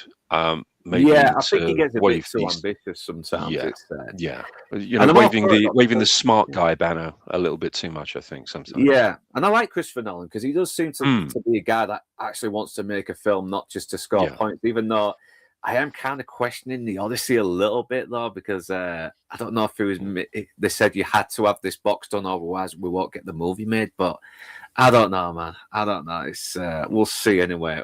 I hope the Odyssey is good though. I really do. I'll tell you about it one day. Yeah. Yeah, when it comes out. So yeah, this obviously we're gonna find something about the they got to find out the clue about the 38 as well, and this is where he gets a call from the IA prick who's been pretty much investigating him, and it's like and yeah, obviously he tells him what was going to happen, and I just love how he fucking just owns this guy as well. It's like, yeah, you're always safe behind some desk reading some bullshit reports because you didn't have the balls to be a real fucking cop, and that is why I have nothing but contempt for you. Isn't it a great little monologue? And I'm sure that this is that these kind of boots on the ground cops. I'm sure they all have these sorts of feelings about desk jockeys. I'm sure they do. Yeah, fucking bureaucrats. Everything. Yeah, the bureaucratic type things. Yeah, especially ones that have political motivations as well. Yeah. Just that, you risk nothing and spend all day sucking the marrow out of real cops. That's so good. It's great. Really it's a good. great little monologue. And it's the thing. It's something that is still happening today. It's been happening for fucking God knows how many decades. Yeah, Just real coppers trying to do their jobs, then some fucking self-righteous bureaucrat who's got his little clipboard and file facts or whatever is just who's never had any real experiences, just berating them like every copper is the bad guy, and it's disgusting. It really is. And there is some bad cops out there, but sometimes going out on the street trying to take down criminals isn't morally clear all the time. There's always going to be situations you're going to find yourself with that aren't always going to be that you can't hesitate to do. That you got to make a choice. That's right. I think that goes for all kinds of law enforcement, whether in the United States, whether it's federal enforcers or the cops. And over here, the Met and various other regional forces, whether, let's just say, for example, in the face of something, a tragic situation happens where somebody unfortunately gets killed. And of course, everybody happens to be filming that situation, and it's morally ambiguous right up to the point where some newer evidence comes out of that person, being the kind of person that they really are, showing exactly what they really are. Spitting on those people and kicking their cars and making abusive comments and screaming in their faces and all of that kind of stuff. And then you kind of think, maybe you're not quite the angel of mercy, but I suppose we have to wait for inquiries after things like that, don't we? It's fucking The more we get rid of red tape, the fucking better. All it does is just make it harder for people to actually do their jobs. Yeah. So obviously he's got to swap the bullet round and everything and that to cover his track. So he just gets to 38 and just nails it in this dead dog before pulling it out. So So now he's got to act fast. He's got to swap it round everything. Yeah. And once again, it's all visually done as well. You can tell this is not his first rodeo as well. He's investigated crime scenes. He's known.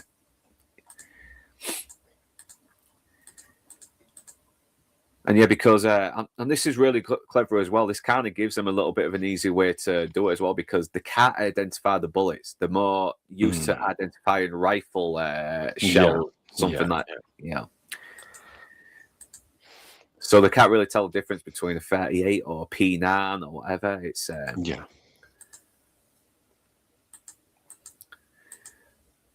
he nearly falls asleep fucking running this woman over as well.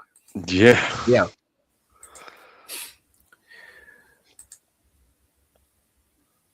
So yeah, wants to check around Randy, and once again visually good storytelling as well. Just every little noise is just kind of going right through him as well. I'm glad you mentioned that. I'm really glad you mentioned that because I was listening to the sound design. It really kind of rocks me. The level of genius in the sound design of this movie was just stunning. When I had a decent pair of headphones on, and I could hear every tiny little thing, and it was incredible. Just amazing sound design in this movie. And I'm sure the guy who did the sound design must be an award winner. There's no question. I think it's quite something.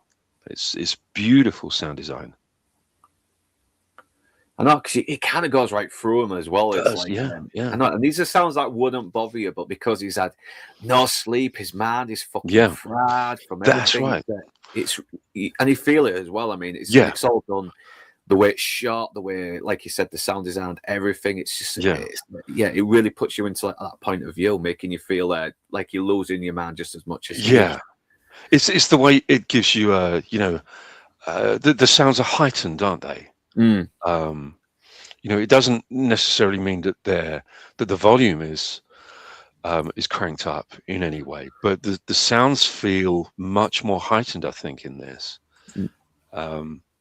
It's great. It's great.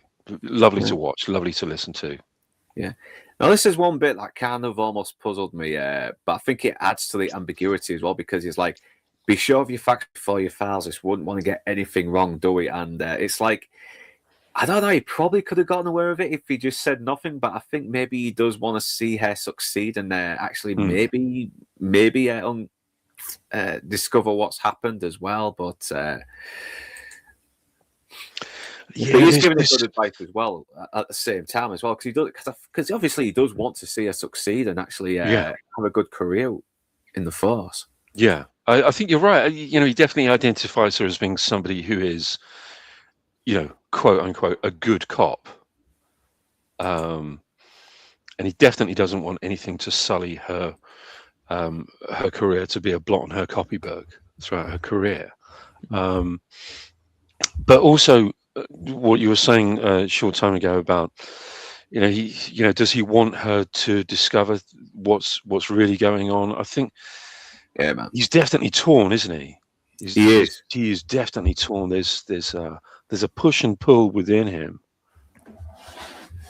And once again, she takes the advice. She just investigates even more, trying to find out every little detail. Anything they could have missed, just in case. Yeah. I think when I think of this part of the movie, I think of I mentioned before True Detective, the one that takes place in Alaska, but I also think of this first season of True Detective when Matthew McConaughey's character is explaining to other detectives that are looking into him, saying, everybody wants to confess, everybody wants that cathartic release, everybody wants to unburden themselves, and and even if the end result is I'm gonna lose my job or my wife or my lover or my husband or go to prison due to it, no one wants to walk around with that heavy guilt. They want to unburden and free themselves of that thing, of whatever it is that they're holding onto. And in this case, a crime that they've done, and worse yet, a crime that they not only did, but a crime that they've covered up. I think this is most murderers end up kind of confessing anyway. Almost everybody can. Anyone that you see in prison is almost certainly confessed or taken a deal. So very, very few times, especially somebody with like a good. So they've almost always talked. People always talk. Very, very seldom does someone like keep it down. I think you have, the confessors kind of fall into one of two categories. I think they fall into either category one, which is somebody who genuinely wants to unburden themselves because they feel, their conscience, their morality is at stake. Okay, and the others are the gloaters that want to confess to something that they've done because they're proud of what they've done. Sure. These flip sides of the same kind of confession coin, if you like. I'd like to think that most people would like to unburden themselves, as you were saying just a minute ago, that most people would like to unburden themselves of something. Regular people, psychopaths. Yeah, regular people. Yeah, A sociopath or a psychopath's probably not going to. Like you said, they might gloat about it, but they certainly won't put themselves in a situation where, they're gonna, tell the truth and put themselves in, some sort of harm's way. Like, but some people just can't live with it. It's that the old fable of the telltale heart, isn't it? Yeah. They keep hearing the beating of the heart, and they know that there's something to say, but some people don't. Some people can just put it somewhere, put it in a little room, and but that's the exception, not the rule. Yeah, I agree. Yeah, and it kind of leads to this as well with Finch, because he kind of does want to tell someone, but at the same time, he wants to get away with it. He wants to kind of feel absolved from that burden in a way as well, and not have the responsibility of dealing with the fact that he has taken the life of a young girl. And this is the first interaction they have with each other as well. I mean, and it's very sinister. It's like, you still can't sleep. Just those first lines. And yeah, he's obviously, and you saw this is a character who obviously likes to talk a lot as well. I mean, so it shows exactly who this character is as well, doesn't he? And he's always, and this is where Christopher Nolan does go a little bit with the exposition, but it makes sense for Finch's character as well, because he's a guy that's trying to sort of justify what he's doing. So yeah, and of course, you're right. It's justifiable exposition. It's not. Yeah, and he's a writer as well, isn't he? He's like an author as well, so he wants to articulate what he's articulate, doesn't he? I also think I think it's a little also in this with Finch. I think it's closer. I mean, two things can be true at once, but I also think that it's this guy wants to show off a little bit. Like, look what I did.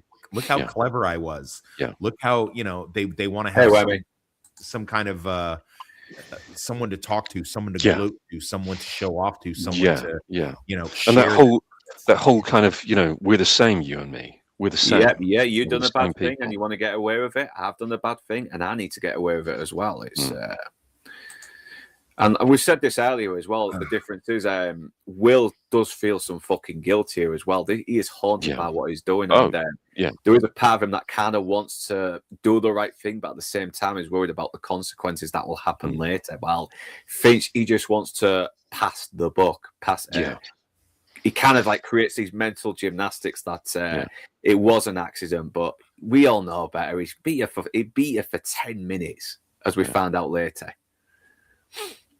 And this is where it tells him, yeah, I saw you shoot your partner. And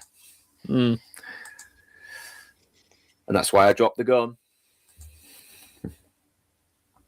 But obviously he's trying to, like, I don't know what you think he saw. I was like, listen, I saw it, mate. I saw it.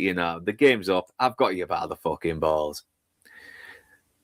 But he's not going to let him go that easily as well. He's still going to try and track this guy down if he can, because he's still a cop at the end of the day, and a little girl is still being murdered. Yeah, he still has to do his job. And he may also be thinking that if he can do this, if he can solve this, if he can fix this, if he can bring, he may also be thinking this would be a redemption for him in some ways. He may also be thinking, what if I pulled a win out of this? Like, if nothing else, whether my superiors back home are glad that I did it, or whether or not that the townspeople are, or whatever, I might feel some sort of cathartic release by, solving this. I can pull something good out of this muck, so to speak. I kind of agree with that as well, because I mean, because he is still a cop. He still cares about the people that have died. He still cares that he doesn't want to see scumbags get away with doing bad things, So he's still got that moral compass, hasn't he? And but unlike moral compasses from the teenagers here, I mean, Christ, this girl who's supposed to be this girl's friend has been sleeping with her boyfriend as well, and probably been doing it while she was dating him. So, well, I mean, that's just teenage girls. Teenage girls, they're just whores. They're just whores. I know he can already smell the bullshit on her as well. Like, she's giving all the things. She was my best friend. She had a smile on her face, and I definitely wasn't fucking her boyfriend. You know, I definitely didn't think she was a slut. But he doesn't miss a thing, though, does he? And she's already questioning him. She already knows something is up there as well, because later she woke up looking at the photo. God, this guy's got such a punchable face. I just want to punch him in the face. We were talking about this with Inside Man as well. Yeah, he may not have killed Kay, but he probably will kill some women in the future one day. Who knows? Right. Yeah, he's definitely not a nice guy. He's definitely not a sweetheart. He's a proper asshole. He's very violent. He's paranoid, jealous, everything. He's full of himself. So, yeah, he's one day he'll do something bad, even though he's innocent now. And yet she is a total fucking whore as well, because she's willing to go with this older cop as well, who's had more excitement and seen a lot more stuff as well, you know, even though he kind of looks like a bloody granddad.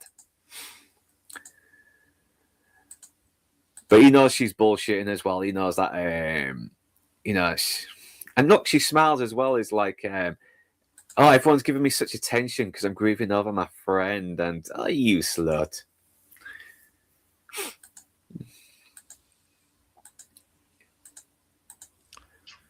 Yeah. Well, slut, man.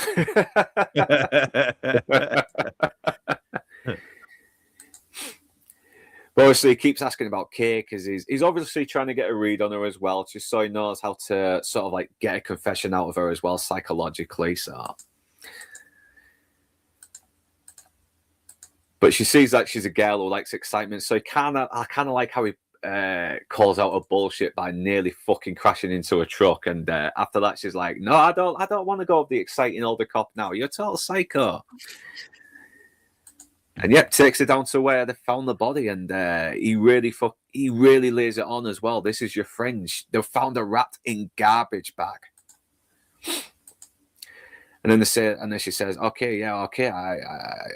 We had an argument because she thought she was better than us, and she was going to leave someone, but she was seeing someone else, and but she never told him. All she did was tell him a name, and it was a fake one, which we found out later is a character from Finch's book, which I thought was a nice little touch as well.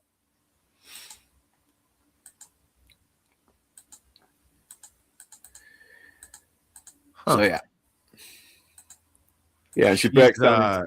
I thought she looked familiar. She's the she does look familiar. Yeah. She was in well, she's been in a lot of shit actually, but I know she was in no, she was in the I don't know if you ever seen it, Disturbing Behavior movie. She was in that. I don't know about that, but I'm sure I might have seen her in some TV show. She's Freddy versus Jason as well. So I don't know if I don't ever saw Freddy. Oh wait, was she right at the beginning before that guy got turned into a human sandwich in the bed? I don't know. Yeah. I thought I recognised that. Yeah. But I might have seen her in something else. But she's a little bit older now. You know, it really does. Yeah, she's all used up and been smoking. She's oh shit, man. Oh, that's a letdown. She was good looking here. She was really good looking. Yeah, she's great. Yeah, 20-something years ago. Yeah, she was a good. I'm sure she was a good time, but she's probably yeah. I just love how she's fucking crying now. It's like, Jesus, you're happy now, you fucking asshole. You traumatized me, and it's like, okay, let's go. So they looked through the evidence again and found out, Brody was the character in a guy's book that she was reading, and so now they have another lead. So yeah, and Dom and Finch has actually been kind of like he does. He's really trying to relate to him in a way, isn't he? He's trying to sort of get him to come to his side a little bit. Listen, I know what you're going through. We're me and you, we're kind of sleep deprived brothers, you know, sleep deprived, murdering, trying to get away with it, brothers. You know, we can help each other. You know, I can help you out of your jam, and you can help me out of mine. I think that might be true, but I think it's also true that he's just. How you doing, man? Yeah, I think he's fucking with trying to keep Dormer on the back foot. So to Yeah, speak. yeah, and also he's trying to give him something that is going to connect them as well. He's trying his hardest to convince him that they have a connection. But again, back to the name of Will Dormer. I think it's a really smart choice of name because of dormir being the French for sleep, and dormer being the Spanish and the Portuguese for sleep, and dormire being the Italian. Coming out of retirement to come say hi. What's up, massive Nat? well, glad to be here. Wear me spoons. Berenowitz, I hope I pronounced your name right. I do apologise if I do get it wrong, but welcome. I hope everyone's having fun. I forgot to mention Anna Nielsen. Thanks for coming on. Darth Plato, I know you had to jump out earlier. And who else am I missing? Is it Baronow Wise? Is that the right Baronow Wise? Yeah, I'm hoping I'm pronouncing that right. Baronow Wise, Baronowitz. I do apologise. If you don't mind, okay, just try and let us know how to pronounce it, and we'll try our best not to fuck it up even more. Joshua Floors, I forgot to mention you earlier, but glad to have you here. Unless you've jumped out anyway, but I just for the record, I make no such promises. You can tell me I may mispronounce it on purpose. Because I'm toxic, and you got your head all the way up it. Yeah, so now he knows who this guy is, and he might be able to find him. So William Fitch, obviously, is this local author. Is obviously these like little sort of like independent authors, or maybe one of those authors from the who does the Darmstore novels that still have its fans. Yeah, did Pacino ever do a comedy role other than Dick Tracy? Yeah, that movie with Ben Affleck and J-Lo. Yeah, was it Gigi? Gleegly?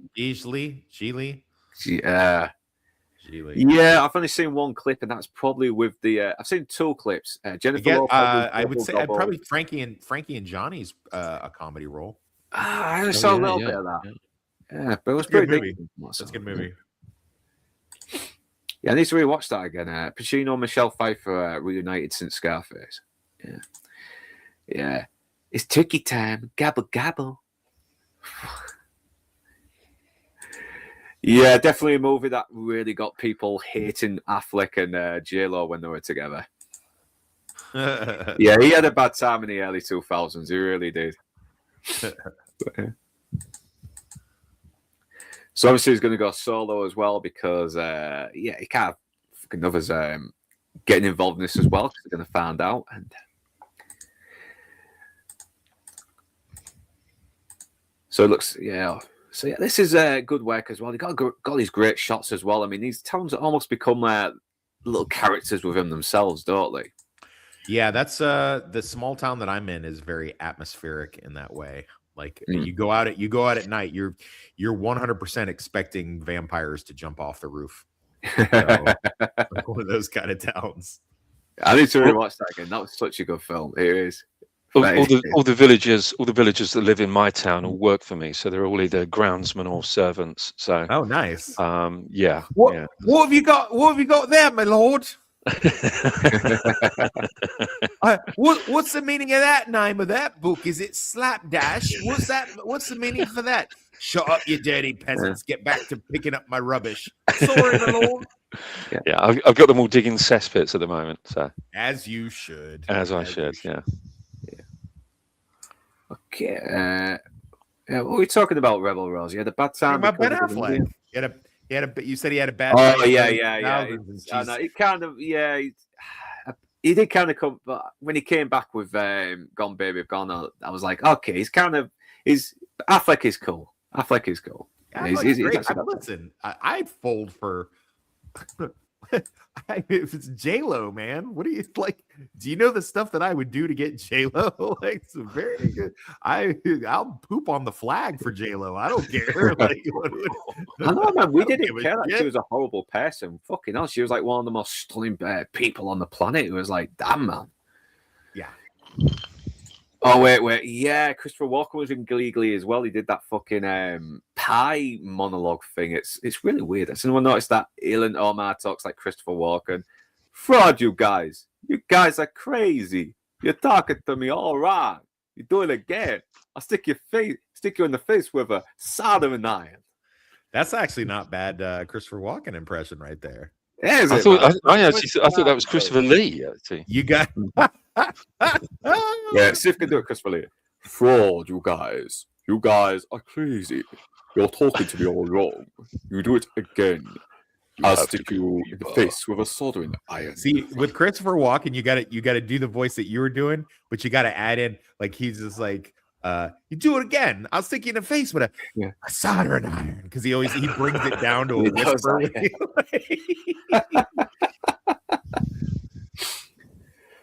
Christopher Walken, never change your bloody Never wheel. change, Chris Walken. Yeah. Never change. Yeah, so he's obviously going to try and nail this guy before he can nail him, but of course the fucking dog's getting away, the damn dogs, and so now already he's knowing he's gathering every information he can as well. He's looking for whatever he can find on him that might connect him. But he's got to be quick, obviously, because he knows the guy's going to come back. But he does come back. So now he has to get this. He gets this sort of like old Starsky and Hutch style chase. And then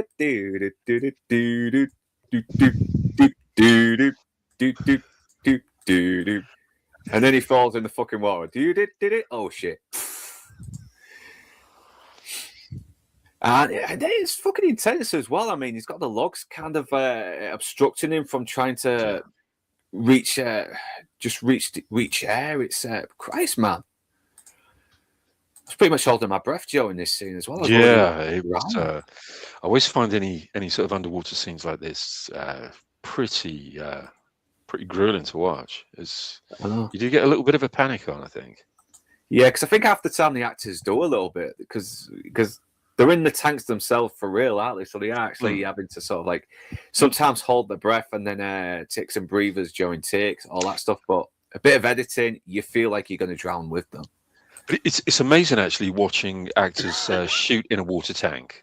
It's a really interesting process because it is obviously it's always safety first, and there are always divers there. There's always a diver, a couple of divers with airlines, and there are extra airlines that have been dropped in there. So if they want to stay down there, if they need a diver, there's signals and everything. But they're incredibly safe places for the actors. But personally, I wouldn't want to do it. Yeah, you know what I thought about? I'm sorry. Go ahead. No, go ahead, Toxic. Anyway. You know what I thought about with this scene? I thought about Landman season 1, where the guy is mad and jumping up and down on those poles that are tied together, and then they collapse and he falls into them. So I was like, even though I'd already watched this movie and I know what happened, I was waiting for something like that to happen. Yeah, sure. He always wanted to be a lumberjack. Cue the song. Ha ha, Monty Python. Ha ha. West Robin Williams, I do apologize. Rest in peace, man. Rest in peace, man. One of the few celebrities that we are still fucking sad to see gone. Really sad. Yeah, no, yeah. I'd trade every celebrity we've lost in all the years of all the celebs that we've lost since we've lost Robin Williams, which is now 16 fucking years, by the way. Is that right? No, that can't be right. No, 2014, 12 years. 12 years. I went to Florida. I went to Florida high school. No, it was earlier than that. I think it was 2014. It's 2014. 2014, really? Yeah. So, in all the celebs, I would take all the celebs we've lost since we lost Robin Williams, and I would trade them for Robin Williams easy. Not even. I wouldn't even have to think about it. I agree because it's gone to a point where we just don't give a shit about what celebrities think now, but they keep persisting that we should care what we think. They think, sorry. So obviously he's got no other place to go. So okay, he knows the suspect's not going to come back to the place anytime soon. So why not get a change of clothes? Get out of there before he dies of fucking pneumonia or hypothermia or whatever. And obviously, Walter already knows he's at the house as well because, where else is he going to go? And he leaves him this little message as well. It's like, get a change of clothes, relax, everything, take some sleeping pills, get some sleep. Yeah.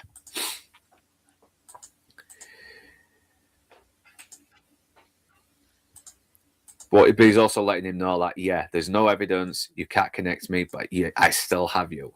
I can still use this against you. So meet me on the ferry tomorrow. Careful on the slide speed there, bud. They're playing the movie. Yeah, these slides are very good. I mean, Nix has really outdone himself. Yeah.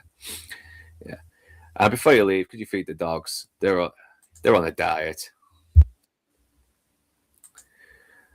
So once again, he finds another place to hide the weapon as well.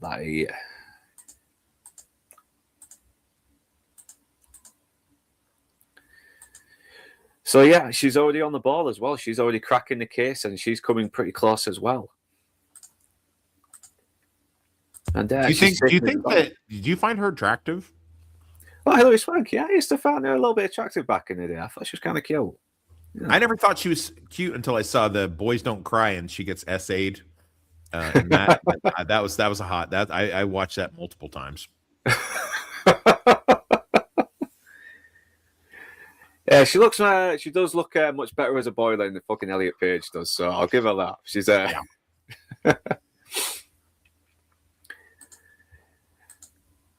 Yeah, but she fucking killed it back in the early 2000s. She was. I mean, she had a Real Boys Don't Cry with, I think it was in 98, 99, I think. She was great in The Hunt. She's that came out in 2020. She's really good in that. I'm going to have to check that out as well. Is that the Mads Mikkelsen one, or is it a remake? Nah. It's that one that got banned because everybody thought it was about Trump, then it wasn't about Trump, then it turned out to just be about liberals hunting down people they thought were MAGA, and then the one person they have the toughest time with isn't MAGA. She's a former paratrooper. I'm going to have to check it out then. So we've got 2 movies with The Hunt that is on my list now. Yeah. Watch the one that I just described. It's much better. Yeah. But this is a really great exchange as well between, he's trying to sort of impress him a little bit as well, isn't he? And he's not, he is not fucking buying it 1 second. I mean,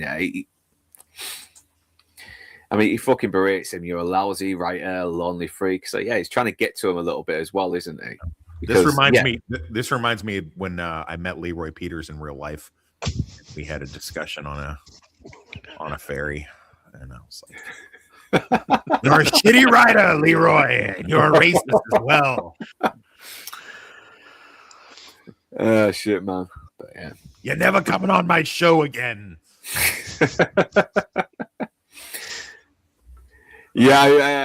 Also, earlier, Rebel sort of mentioned about my mouse clicking. I've just taken it a little bit away from the microphone now, so hopefully it's not going too bad. So Enhance.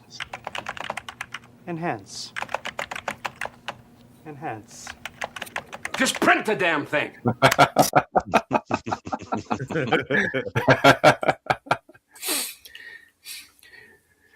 But it does give you more insight into this character as well. Like he's not only against the police force here, he actually admires them, which is a very dangerous enemy to have. Someone who admires you and actually knows what you do and how you think as well is definitely someone that is not to be messed with. Well, I agree. Well, I do agree that he probably does know how they think. I don't think he admires them. I don't think. No.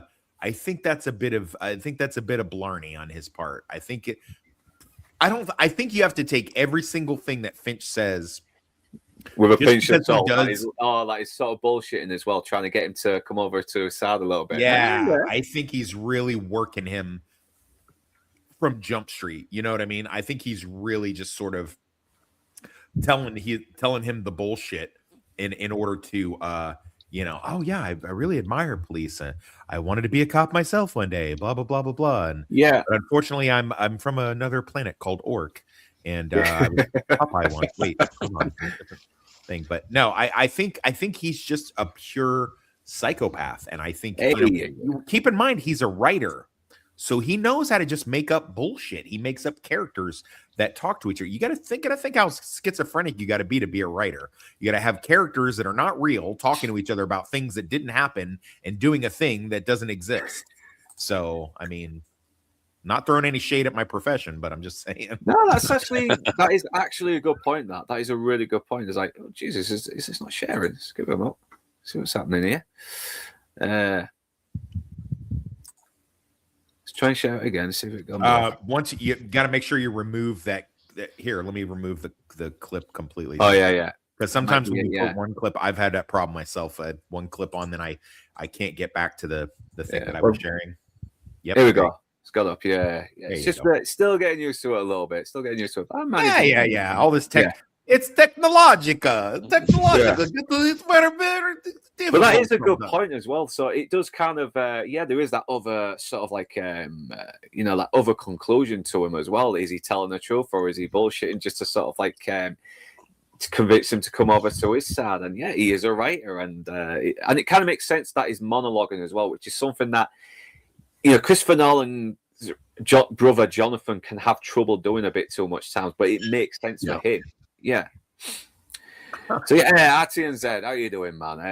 Sorry I can't join you bastards today. Anyone heard of this gritty crime novel Slapdash? Plot meanders a little at first, but once you get inside the main character set, you can't put it down. I think they said the same thing about the history of glue as well. So RR obviously got my Cash App that I sent him. Hey, we haven't talked about Slapdash, although I sent him 50 and he only spent 10 of it. You cheap bastard. Good Lord. Yeah, thanks for the super chat, man. It is greatly appreciated. Any small amount is appreciated. And even if you can't, no problem, as long as we have a good laugh talking about this movie. And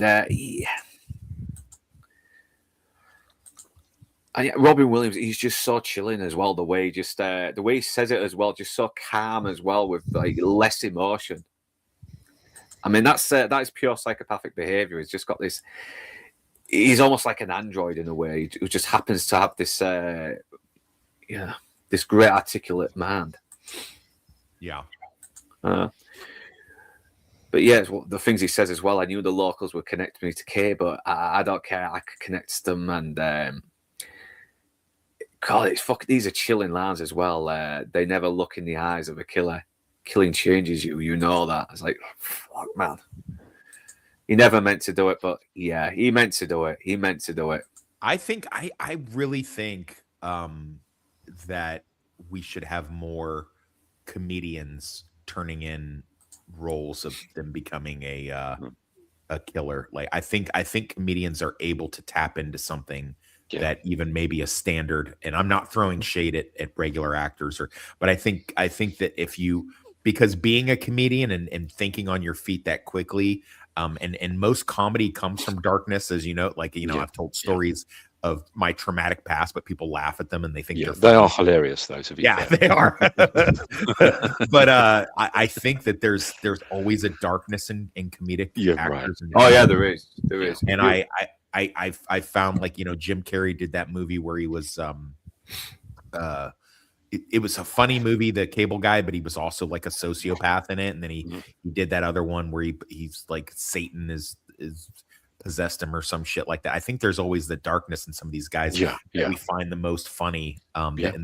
Because darkness could come from pain, and they all have this kind of pain they're trying to exercise by being the class clown and like that. I think we do well to see more comedic type actors. I'm not saying I want to see. I'm not saying I want to see Carrot Top do a revival of Hannibal. That would be an idea to try out. I'll be curious to see if he could do it. I mean, you never know. You never know. Although I would like to see less of Eddie Izzard, if I'm completely honest. Eddie Izzard has, but he has done that, hasn't he? He has. I'd rather he didn't. Oh, you'd rather he didn't? Yeah. Really? Yeah. I did watch. Did anyone watch that Jack Whitehall one where he's stalking David Duchovny and trying to ruin his life? He's really not convincing. He's just not convincing. I found him pretty compelling. I know it was sort of a comedic movie in and of itself, but I did find him. I thought he was pretty good in Mystery Men as one of the thugs. He was good in that that World War II comedy, wasn't he? Valkyrie. I was hilarious in that. I didn't see that. And Oh, what is about, it? He is that. Yeah. Okay. yeah, he was absolutely hilarious in that. Oh, fucking Um, Mystery Men though. It's been a while since I've seen it, but God, that was good, man. That was a funny movie. Yeah, It was really good. I did a Yeah. Mystery Men stream with the Gourd King a few years ago, and we had a really good time talking about that. That's actually his favorite movie. I don't even does he even stream anymore? I haven't seen Gourd King in a Yeah, no, he's been very quiet, hasn't he? I mean, I think the last thing I watched from him was his Terminator review, where he mostly just berates Sarah Connor for being a fucking terrible driver because she's a woman. It's yeah. she is as well. How many times does she crash the fucking car in that movie? I mean, to be fair, she was probably suffering from some sort of vaginal staph infection from the fact that Kyle Reese put on that bum's pants and raw dogged it through most of the movie, running around, getting in gunfights and stealing cars and doing shit, and then fucking I maybe he took a shower before they boned, but I feel like he didn't. So I don't know, man. We don't have showers in the future. In the future, a yeast infection is an aphrodisiac. Yeah. We don't have a lot of food in the future, so when you get a yeast infection, we just let the loaves bake themselves. So all right. Yeah. Good quality entertainment here on the Bastards Breakdown. Thank you. We don't take things too seriously. Join us next week, and we'll be talking about Schindler's List. Yeah, well, we'll try and make a fucking good laugh out of that then. Who knows? But I love how, once again, he's a hardened cop. He's seen this all before. You're just another fucking pathetic freak that's just trying to justify what he's done, and that's it. And that's it. You're about as much of a mystery to me as a toilet is to a plumber, which is another great line. That's a good line. I wish I would have wrote that line. That's a fucking good one. That is a good one. I know, because he's trying to make himself he's making himself out like he's something special. Why? Because he did a good job of sort of covering his tracks. It's that doesn't mean fuck all. That just means you're another scumbag who happens to be very good at covering his tracks. That's it.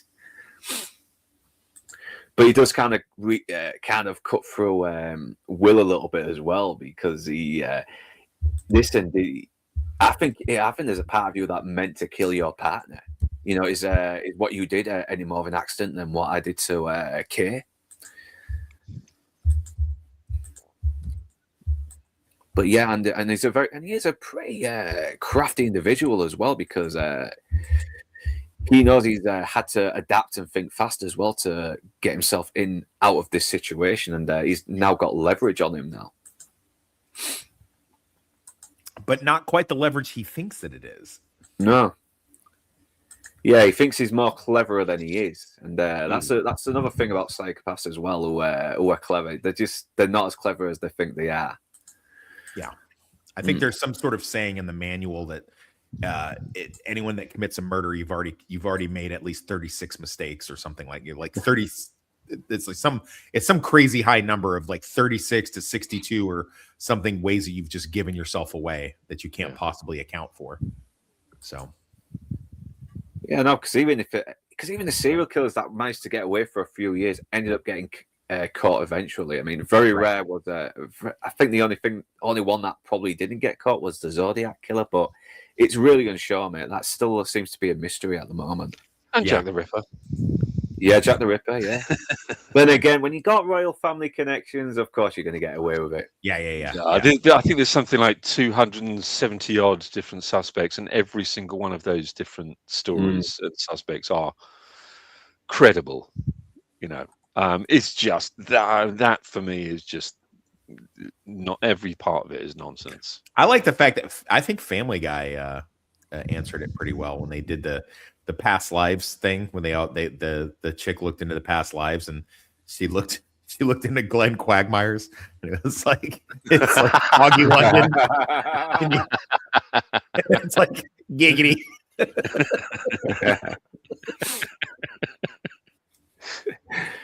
Sorry. Yeah. I keep thinking of the South Park episode where the parents are into Metapon. It's like, listen, I'm not going to kill your mother, because if I do, I'm not even going to hire someone to kill her, because if I do, I'd have to kill him, because by the time 10 times they end up confessing to the crime anyway. So yeah, so obviously he's got to get a patsy now as well, and the only person who seems to be suitable for it is Connell.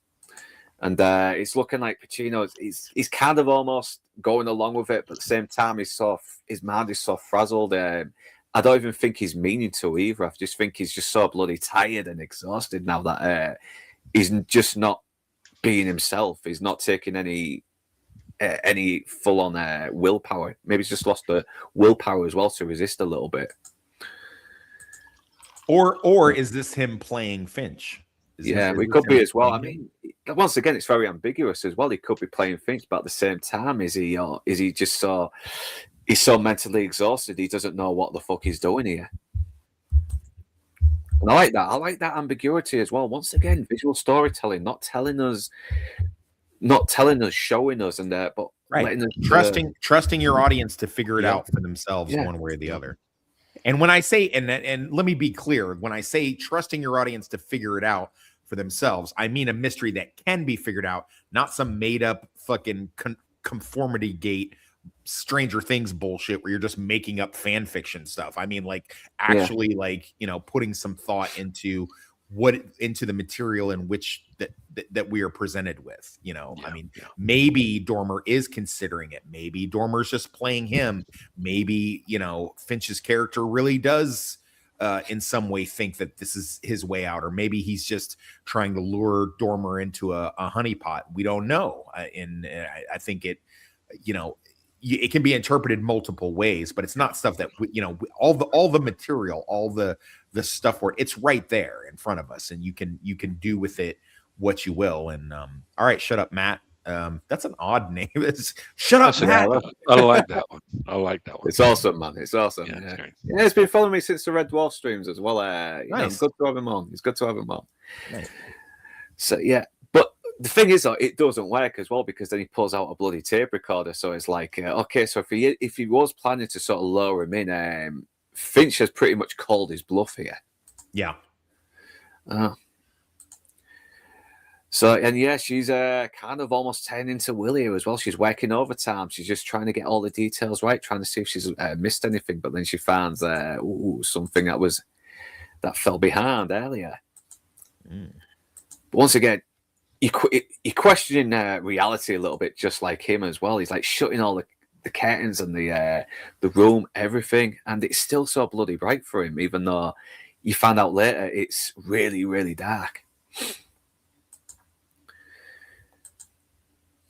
So obviously a little bit more like, I got you by the ball. Sorry I had to do that, but I just want to make sure that you're actually playing by my rules and I'm not playing by yours. And and he starts pretty much confessing to what what caused the beating as well. He kind of got he kind of got creepy on her as well. He kind of assumed that this underage girl would ever have a thing for him as well, and didn't just see him as this mentor figure.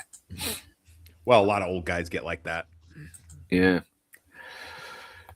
But yeah, obviously it didn't go too well. He kissed her and she laughed at him, and he felt humiliated and gave her a good beating for 10 fucking minutes. And like, Jesus Christ, man. I mean, to quote Samuel L. Jackson in Jackie Brown, you could have just slapped her a little. But no. Or he shot her and for not shutting the fuck up like De Niro did. Who knows? But no, beat her 10 minutes. That's brutal. And once again, he still keeps saying, I didn't mean to kill her. I didn't mean to kill her. Like, he's convincing himself that he didn't mean to kill her.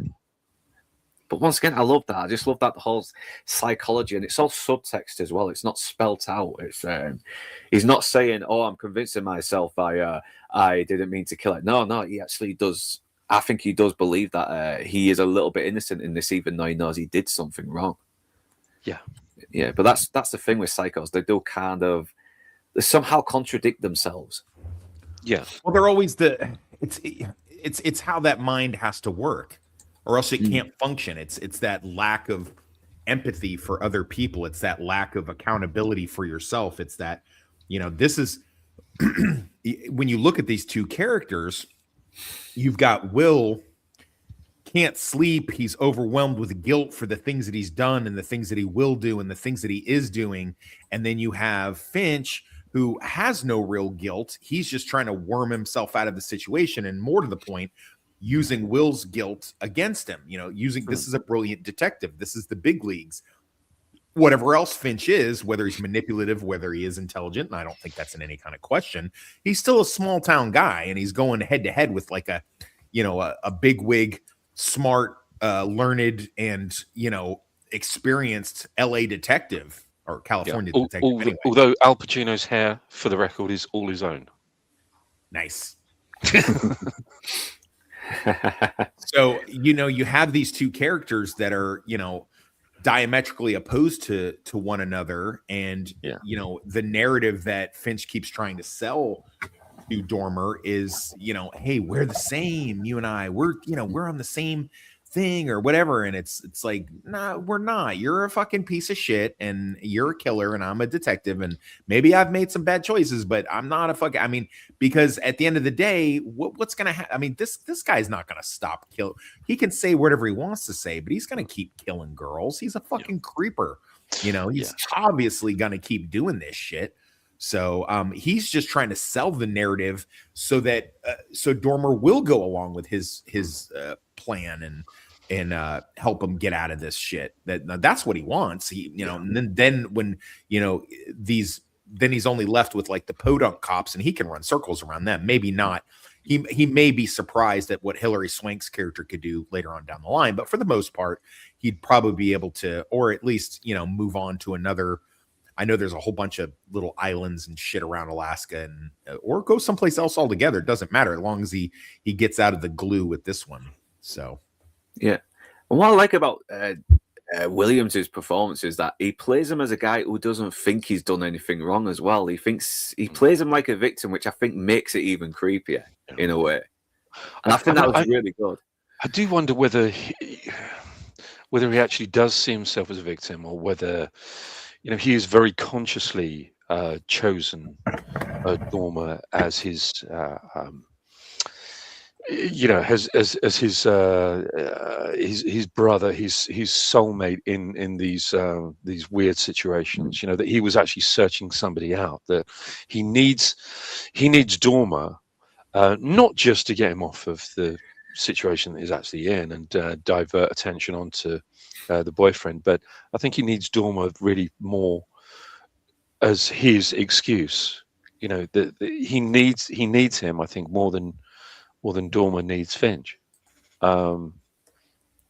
It's just and I think gradually, Dormer is starting to realize that he can't be used, and he can't be facilitating something like this. And more and more his actual conscience is starting to get the better of him.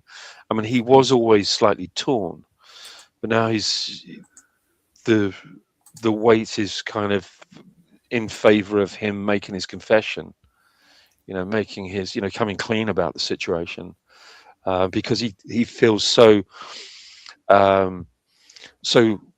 morally corrupted and sullied by being in the presence of this man. He can't be associated, and I think this is what is driving him more to want to confess. Not wanting to be associated with this guy who has committed this horrific and horrible crime. He doesn't want to be the same as this guy. I think at first he maybe thought, our situations do align somewhat, but they're starting to become polar opposites now, in his mind. Oh, yeah. I forgot what I was going to say now, but yeah, it's. I'm sorry about that, mate. I've done it again. For what he, the way he just says after as well, because you can sort of tell, even though he knows he's done something wrong, he's still kind of burdened by what's happened, and it's the way he says, "I feel a lot better now. I can sleep now," and it's like that is really sinister as well. To the fact that he doesn't feel any guilt towards what he's doing. He just feels glad that he had someone to talk to about it. It's like it just makes you hate this character as well. And to answer the question on was he creepier in 1 Hour Photo or this, I don't know. It's kind of hard to say. It depends on He's definitely creepier in 1 Hour Photo, but he's more evil and sinister in this. I don't think, I think, as you said, I think, or close to what you said, I think he was disturbed character in 1 Hour Photo, and it was very cringy and creepy. But ultimately, he was kind of toothless. He didn't really do anything to anybody. Yeah, no, he obviously had a traumatized past, and he was sort of like wanting to try and prevent the same thing happening to someone else, but it just got really out of hand as well. And you do almost kind of feel for him a little bit, but here you don't feel for this guy. I mean, Robin Williams plays him just sort of plays him with enough innocence, even though just to make the character a bit more fucking sinister and more menacing, which kind of works as well, because sometimes evil people don't realize they're evil. You know, and that's, they don't care. Yeah, or they don't care. Yeah, it's. I know that I don't care. Why be good when the bad guys have all the fun? Yeah. But I think where's God when you need him? He's an absentee landlord. Yeah. I think Finch actually thinks he's not a bad guy.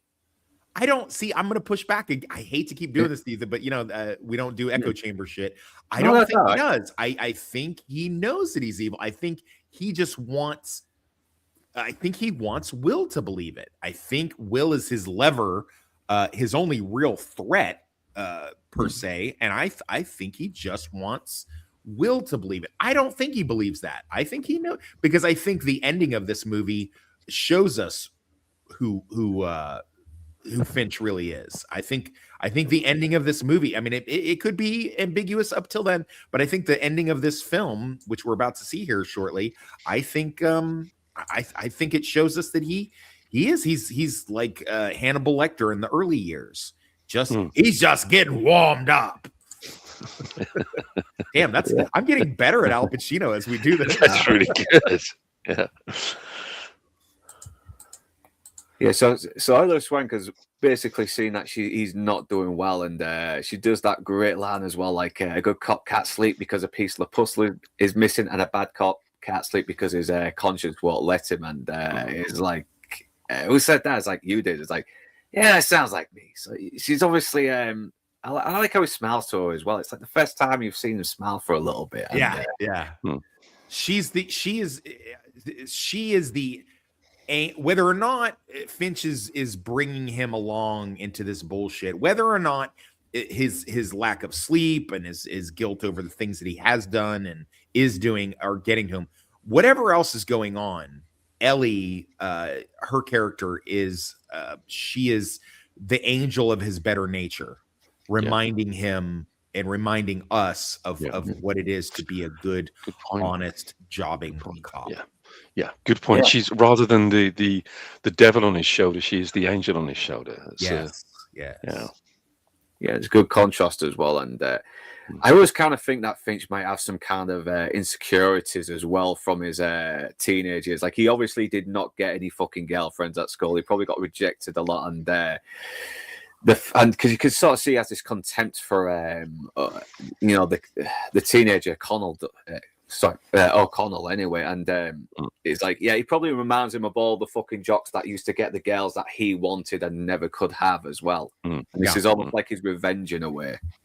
I like how that last clip, that last scene is blocked in that way, where you've got the two smart detectives strafing him on either side, but and then you've got the I don't want to say dumb detective, but you got the sort of the Nicky Katt, and that's good. You catch the Get Shorty idea of you put the suspect where the light is facing them in the eyes, and it puts them on the back foot a little bit during an interview. Yeah. This is an interview technique, but you've got the two sharp detectives on either side of the desk in that manner, but you've got Ellie in the light, and you've got Al Pacino or Will in the darkness a little bit there. I like because he's sort of the cop that's in the dark a bit now, isn't he? It's good little visual storytelling. I think that was used for Christopher Walken in at close range as well, because there's a lot of scenes where he's sat at a table and the light's shining through the window, and he's out of the spotlight as well. He's in the shadow.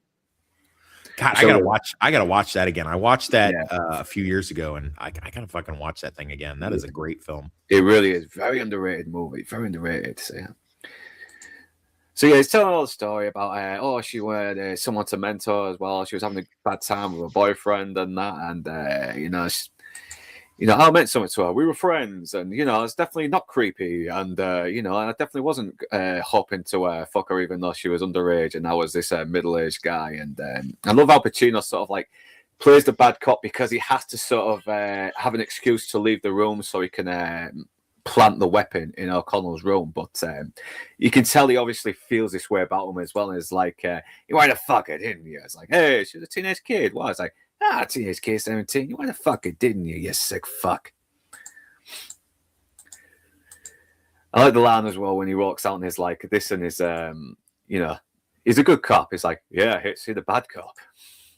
And the way he plays it as well, he plays it so innocently as well, which just makes you want to punch him even more. Yeah, Robin Williams, man, he really could sell the dark roles, and it's like he said, comedians really can play the dark roles, because if you look at a lot of comedians and their private lives, a lot of them really weren't very happy in real life. They had their demons, a lot of them, especially our British comedians. So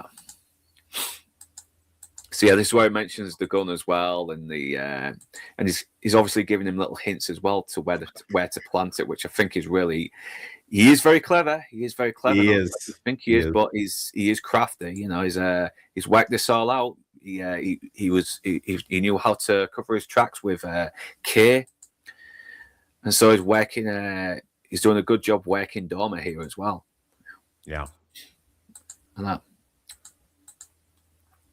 But at the same time, he's kind of some of the things he's asking are actually legit. Why didn't you come forward when she died? And it's like, well, we're trying to protect my friend. It's like, yeah, well, you tell him now, aren't you? It's because he is still berating him as well, like because he still hates him, doesn't he? I mean, he still wants to punch this guy as well for what he's doing. He wants to beat this guy. But the genius of it is the fact that nothing of this is untoward. Nothing of this is weird. That's exactly how a detective would act. A detective would push his buttons in such a way to get a reaction out of him. He would do the things that he does in that interview. So, but yeah, I was getting a little bit of Vincent Van Hanna vibes from him in that scene as well.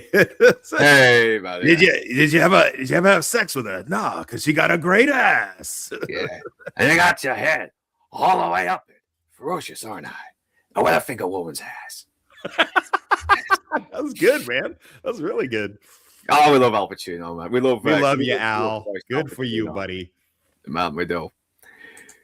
So now he's got to act fast, hasn't he? He's got to plant that weapon, and it does get a bit panicky as well, because you got the other police officers closing in, and he has to act fast and everything and plant the weapon. And once again, good little fast cuts just to keep the tension going. And once again, he makes the cinematography very disorienting as well, because his mind isn't right. He's not had sleep for days. He's not functioning very well, and he still has to sort of like keep his composure as well and make sure this doesn't fuck up. Yeah. Yeah. So. Yeah, once again, Robin Williams just playing it all innocent and doing a very good job as well. Which anytime I see a psycho and he comes across very, almost like he's trying to play him sympathetic, it just makes the character more creepier. I was wondering, even on the rewatch, even though I know what happens, I was wondering how he's going to get out of this. You're sitting there watching him, and you're like, it gets you panicky. It does, yeah. It's very well done. It's extremely. Yeah. Especially when he's not thinking straight as well, and he's in a position where he has to think straight. But but thankfully, just there managed to be a nice little convenience where he can sort of like still hide in the house and make it look like he just arrived as well. Yeah. But you can tell this is the final straw. I've really gone over the line here. I mean, yeah, this guy's a prick, but God, he does not deserve to go to jail for this. Probably will for some other crimes later on, but not this. And that's all in his face. all in his face. That is I've crossed the line before, but now I've really crossed the line. I may have to stop crossing this line because crossing the line is just not cool. It's kind of lame. This guy crossed the line and he didn't even blink. There's some good lads in here as well, and fucking hell, it's a shame he doesn't get quoted as much as well.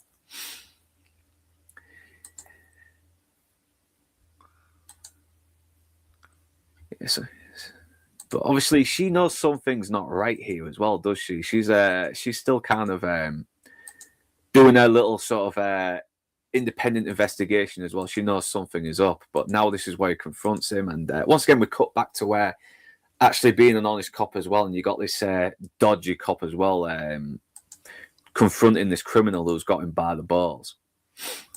Once again, he's still justifying himself. It's like, yeah, but O'Connell was a prick who beat girls, and he probably would have killed someone anyway. But like it excuses what he's done. But yeah, she finds the shell. Well, that's that kind of psychopathic, narcissistic behavior, isn't it? It's like, yeah, oh, not me. Nah, this guy was a bad guy. He was a bad dude. He was going to do something. We did fine. This is okay. This is great. And then we got Ellie. She's just following her training and doing her job. Yeah. And, it's, I like it. I think we might have missed. I think you might have missed this bit as well, because I think there's a few times where she could have almost filed this report as well, and he said, "No, go over it again," because it's your name on it. You don't want to, you want to make sure you get everything right. So the probably wasn't part of it. Yeah, right, which is genius because it's true. It's a true thing to do, but his reasoning is his reasons. You know what I mean? Yeah, but at the same time as well, he could have told her not to just file it at the same time. He could have gotten away with it, but no, I think there was a part of him that wants Hilary Swank's character to actually maybe find out and actually, carry on and hopefully have a progress in her career, maybe in a way. So no, he doesn't want to sully her as well, because we later found out, she has every chance as well to actually aid and abet his cover up, and he tells her no, which I really loved. It shows he's got a good moral compass. While in the original, he's a lot more dodgier. I mean, I'll probably get to that when I finally do watch it. But he's much more fucked up in the original Swedish version. Those dirty Swedes, you can't trust them. Yeah. Yeah, there's a lot. He's a lot more nihilistic as well, from what I've seen of the clips of it. I've watched that Analyzing Evil, which talks about both versions, and it's really good as well. That's a good show. That guy has a creepy voice. I think he's making a mistake by putting himself on camera too much, because when he was a disembodied voice, he was much creepier. But now that he's been like showing his face on camera, Analyzing Evil, we're gonna at you in the description. I want you to stop showing yourself on camera because you look like a dork. But when it's just your voice, you're super duper creepy. Yeah, no, he always makes these videos sound much more creepy. I think that's why those videos work so well as well, because they're talking about very evil people with very disturbing mindsets. So have that creepy music play while you're talking about how creepy someone is. But yet he's still not talked about Jenny from Forrest Gump yet. So I'm saying, oh yeah, come on, man, get on that. Let's get a Jenny from Forrest Gump Analyzing Evil. Let's make. Come on, she's the most evil character in fiction. She makes Judge Holden look like fucking. I don't know. Keanu Reeves, You gonna bring a caboose to that train of thought there, Neb? What's going on, buddy? You okay? Yeah, I couldn't think of anyone angelic, and it was really, really good. So Keanu Reeves kind of came to my head anyway. But whoa, where's he gone? Where's he gone, man? He'll be back. So yeah, probably technical problems inside. Man, you're still here, aren't you? Oh man, am I alone? Fucking hell, my Billy No mate's here. Okay, I've got you a lot in shot, all right. So none of you fuck off, all right? Yeah, sorry mate. I did actually have a little bit of a mic problem there. Yeah, I was wondering what was happening. Yeah, sorry about that, mate. I've been fiddling about with my mic. Yeah. But yeah, he really does. This is where he pretty much is like, I've had enough of playing your fucking games now. I've just put I've just put an innocent man away for you. And he's going to think, and he's actually considering doing the right thing. He's going to actually come forward with everything he's done now. Is try and redeem himself.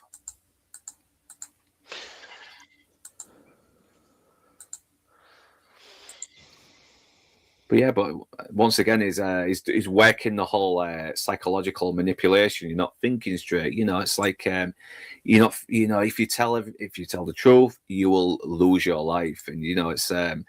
So just go along with it. You know, you will just try and live with it. Yeah, I think that obviously there comes a point where he's completely unconcerned about anything else. He needs to unburden himself. You know, it's a necessity. He has to do it. I know. I mean, that's the thing. Is Finch is trying to unburden himself of what he's done as well, in order to sort of get away with it and do, you know, and to justify what he's doing. Like we've said earlier, well, Will is trying to actually try and do the right thing because he has been a good cop, but then he does that one thing that's got him investigated, and now he's just done another bad thing, and it's like, you know, when does it stop? Yeah, you know, like, and this is the big difference between Dormer and Finch, is that, you know, Finch is unburdening himself is you know, purely selfish. It's almost an unburdening in order to exonerate himself, to make him feel like he has some kind of kindred spirit or connection with this guy, with Dormer. And it clearly isn't true.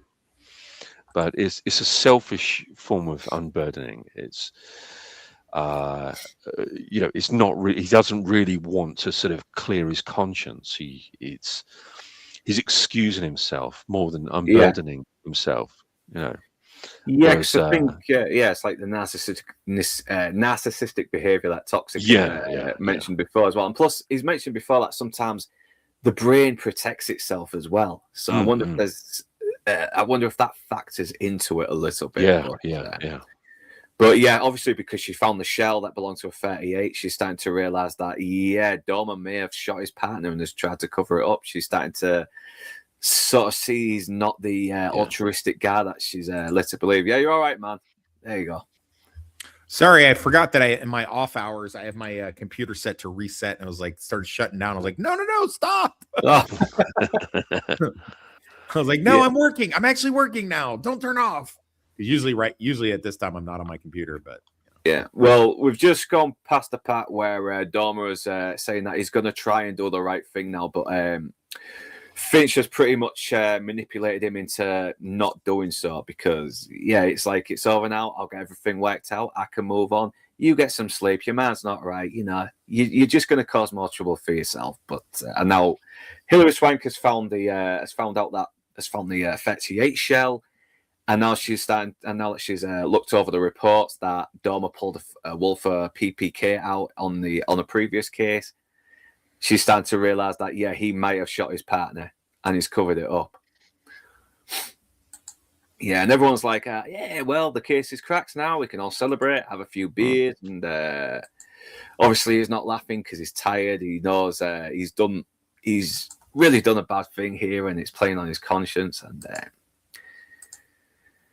but yeah, she's not giving up so easily as well. She's been a dedicated cop who's gonna try and do this right, and everyone's like, take a day off, and she actually does go to Dormer as well for some more advice as well to see what she can get from him. And it's looking like he's giving up a little bit as well. He's he's kind of giving in. He's I'm gonna live with this fucking burden now, and because sometimes life is shit, and if I redeem myself, it's all going to be over anyway, so I've got no choice. He's given up. So let me allow myself to relieve me of your final asking beer. And that look on her face, that is a good look of someone who's like, you know what? You're not all you I thought you was. And she gives him a hug as well, saying, well, it's I'm going to be sad to see you, and I'm definitely not feeling your ass for a Wolfer PPK. And, oh, my God, you got a Wolfer PPK, but I definitely did not feel it. So go ahead. I'm not suspecting anything.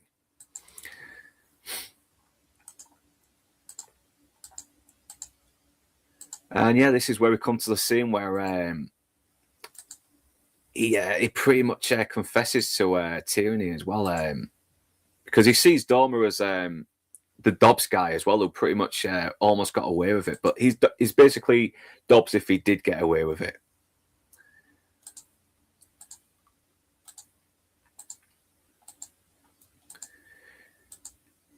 Yeah, Christ, the amount of extreme measures he goes to just to sort of block out any light so he can get some sleep. And this was such a great reveal when I first saw it as well. And she's like, well, neighbors complain about the noise. Yeah, well, it's so dark and it's so bright in here. And she says, no, it's dark. And she turns the light on and it's almost blinding him and he tells her to turn it off. I mean, Jesus Christ, man.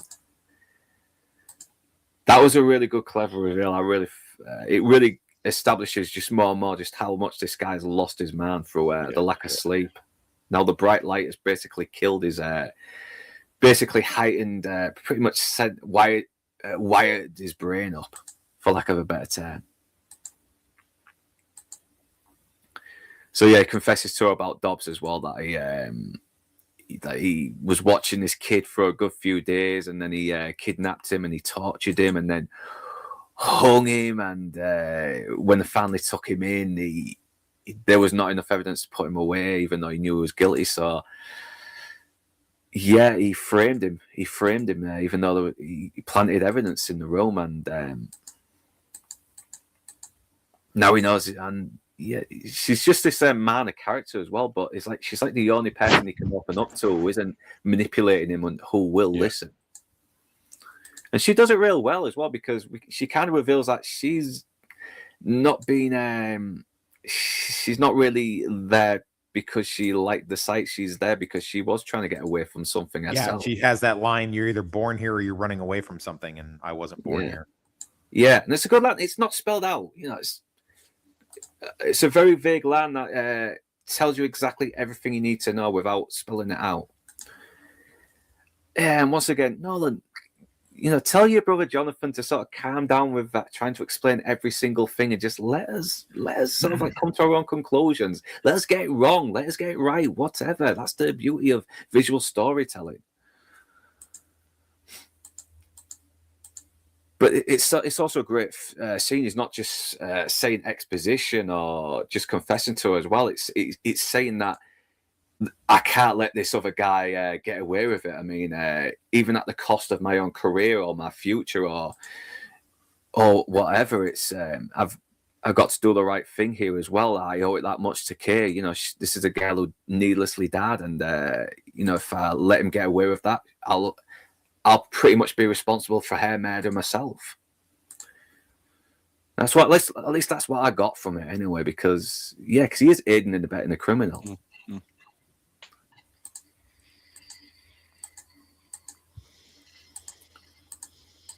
So he gets his badge and he's ready to take down Finch once and for all. And you know, like I'm once again, I like the little cutbacks as well with him trying to sort of get something on Finch while she's going all the way up to Finch's little cabin right by the lake. And the brilliance of that is the fact that she, being from there, would already know this. She would already know that he and that separates our two people in time, as opposed to it creates a reason why Dormer is late showing up to where she knows where he's going, because she's the local cop, not because she's any smarter, she figured it out any faster, but because she may have a hunch, certainly, but because she lives there, she knows, oh yeah, Finch is our local author that lives at such and such, but he also has a cabin out by whatever the hell, I don't know how to pronounce that that lake that the dude's at. And then Dormer has to detect it in order to find it, but in doing so, that puts him back farther in time. And so I guess it says right here 20 minutes ago. So he's got a 20-minute window of what has happened here, and that's how long it's going to take him to get there in order to resolve this. So I like that. Very, very well done. Yeah, very good writing. Yeah, because I mean, I know I've sort of like I don't have had my little little nitpicks on Christopher Nolan, but he still knows how to write make a good movie with good setups and payoffs and good structures as well. Even though sometimes he does end up kind of flashing back and forward, but sometimes it works. It's not. I do think that he's guilty of using too many colors in the palette. Too many. Too many of the toys that he's been given to play with. Too many of the Lego bricks. Just because he has them all in front of him, it doesn't mean to say that he has to use them all. And that's both, I personally think, in his writing and his visual storytelling. But that's just me. And what the hell do I know? Yeah, well, it depends as well. Sometimes it depends how. Sometimes he can get a little bit self-indulgent, but when he does sort of reel it back a little bit, he can be really good, I think. Well, yeah, it brings me back to that question I asked at the outset of our stream. I mean, is it possible we'll ever see this stripped down, bare basement, version of Nolan again, or is he just going to get grander and grander and grander as he goes along, or will we ever get a tight, Nolan, thriller or whatever? It doesn't have to be a thriller, could be. I mean, thriller would make more sense, but it could be whatever kind of movie. Are we ever going to get that again? Because there was a time when Prestige was grandiose, but now Prestige compared to Inception or Tenet or Oppenheimer, whatever, like it's all that's kind of small potatoes. It's high concept, but it's not. Are we going to get a film like this from Nolan again? I'd like to. I think he's. Yeah, I think it will one day. I think one day I'll find something where, okay, I just want to do something a little bit small now, and just sort of like, I've already done the Odyssey. I'm kind of tired, but I want to do something a little bit smaller, a little bit more personable. So I hope he does. I really hope he does, because I think. All right. Listen, well. I'm going to take one for the team. Nolan, you can adapt Slapdash. You can adapt Slapdash. I'm gonna let you do it. I have my reservations about it, but you want to go to a more tight detective thriller. I'll acquiesce to that. We can do that. Yeah, and it does add a bit of tension, this last scene as well, because now he's driving on the way, and now she's in the house with him, and anything can happen now, and because she's still kind of a little in over her head, isn't she, as well? She's again, this brings me back to Clarice Starling, where Clarice she's there with Buffalo Bill, not knowing that it's Buffalo Bill, because she's and the audience is meant to think that or at the time is meant to think that the FBI's closed in on him, and in fact Clarice has accidentally stumbled upon him, and I get that vibe from this scene, is that she doesn't realize what she's stumbled in on with Finch. Because she kind of drops her guard as well. She sees something that could connect him, and he gets the drop on her and knocks her out. But even then, when Doma comes through, Finch is still trying to be his friend as well, saying, "Listen, she's upstairs. I've not killed her. She's all right. We can still try and still try and sort this out together, because he's got a cop now, so that's going to bring all sorts of attention on him. So he's going to need, he's probably going to need the only leverage he can to make sure he can get away with it. But I don't even think he could either with this, because he's knocked out a cop, and they're going to have to kill him. That's going to cause all sorts of shit. I don't know about you, man, but I don't think he would ever get away from this, though. No. This is really the point of no return, isn't it? Yeah, because once again you cross the line, you don't come back from that, and it's like he's tried to cover it up, but there's always something else. There's always a little chink in the armor, isn't there, where it could still like a loose thread that could unravel the whole thing. Yeah, because. Of course, he confronts him. He's like, he's not going to do it. They get into a fight, everything. And obviously, Al Pacino gets the shit kicked out of him, because he's just mentally exhausted as well as physical. And Williams is still kind of in the right mind as well, so he can take him. So chase him out, and she confronts him about, did you shoot your partner? And he doesn't know anymore. He doesn't know whether he meant to kill it. He's obviously thought about it as well, because if I kill this guy, maybe he won't sell me out. But at the same time, he still feels this guilt. He doesn't know whether he meant to do it. He doesn't know anymore. I'm pretty sure at the time he knew whether he meant to do it, but now he doesn't. And yeah. But obviously, there's still the killer on the loose, so they have to work together still, don't they? They've got to put their differences aside to nail this guy. So, yeah, she does the cover and fire, and he goes out to try and take him down.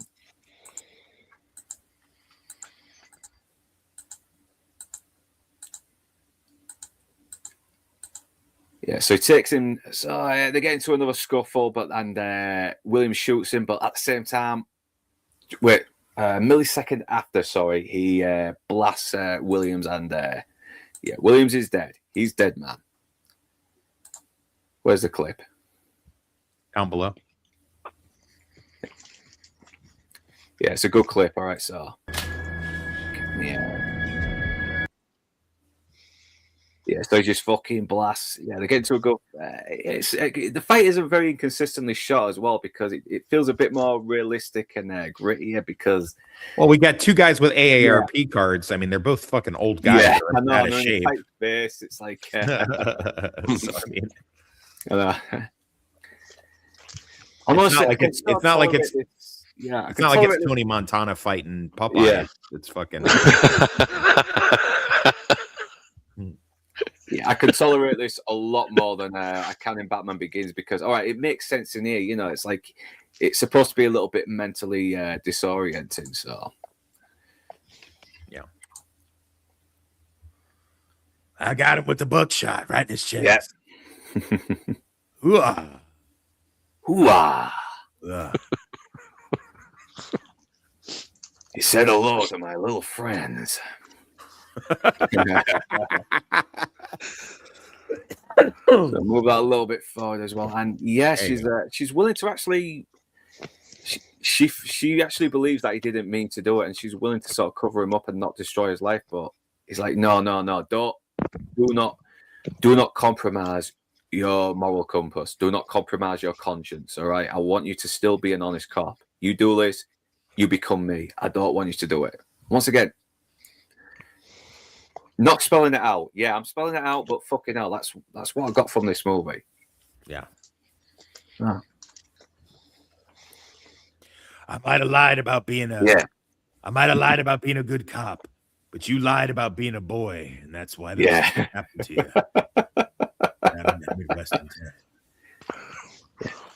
I don't want you to go down that road that Elliot Page did.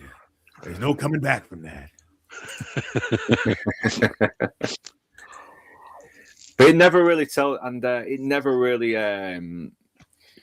shows what she does next as well. It just ends. It kind of leaves you on a little bit of an ambiguous note that I like that. Will she compromise a moral, or will she do the right thing? Even though it probably means a lot of it means his name kind of being dragged through the mud, especially after his death. Like I said, though, listen, guys, that doesn't mean anything. That literally doesn't mean anything. Yeah. So the Dark Knight is fucking bullshit. Then I mean, Harvey Dent, let Harvey Dent kill all those criminals anyway. Let him kill, the gangsters who betrayed him. It doesn't matter in a way. The worst thing that's going to happen is he'll probably go into jail himself, and that's it. But it's once again, this is such a good film, so fucking underrated, and it's so restrained as well compared to his other works, and sometimes that's what you need. Sometimes I like a smaller film other than a big epic, grandiose movie that's sometimes gets too ambitious for its own good. It is a bit more personable, and that's and it does feel more character driven compared to most of his other non-Batman movies. But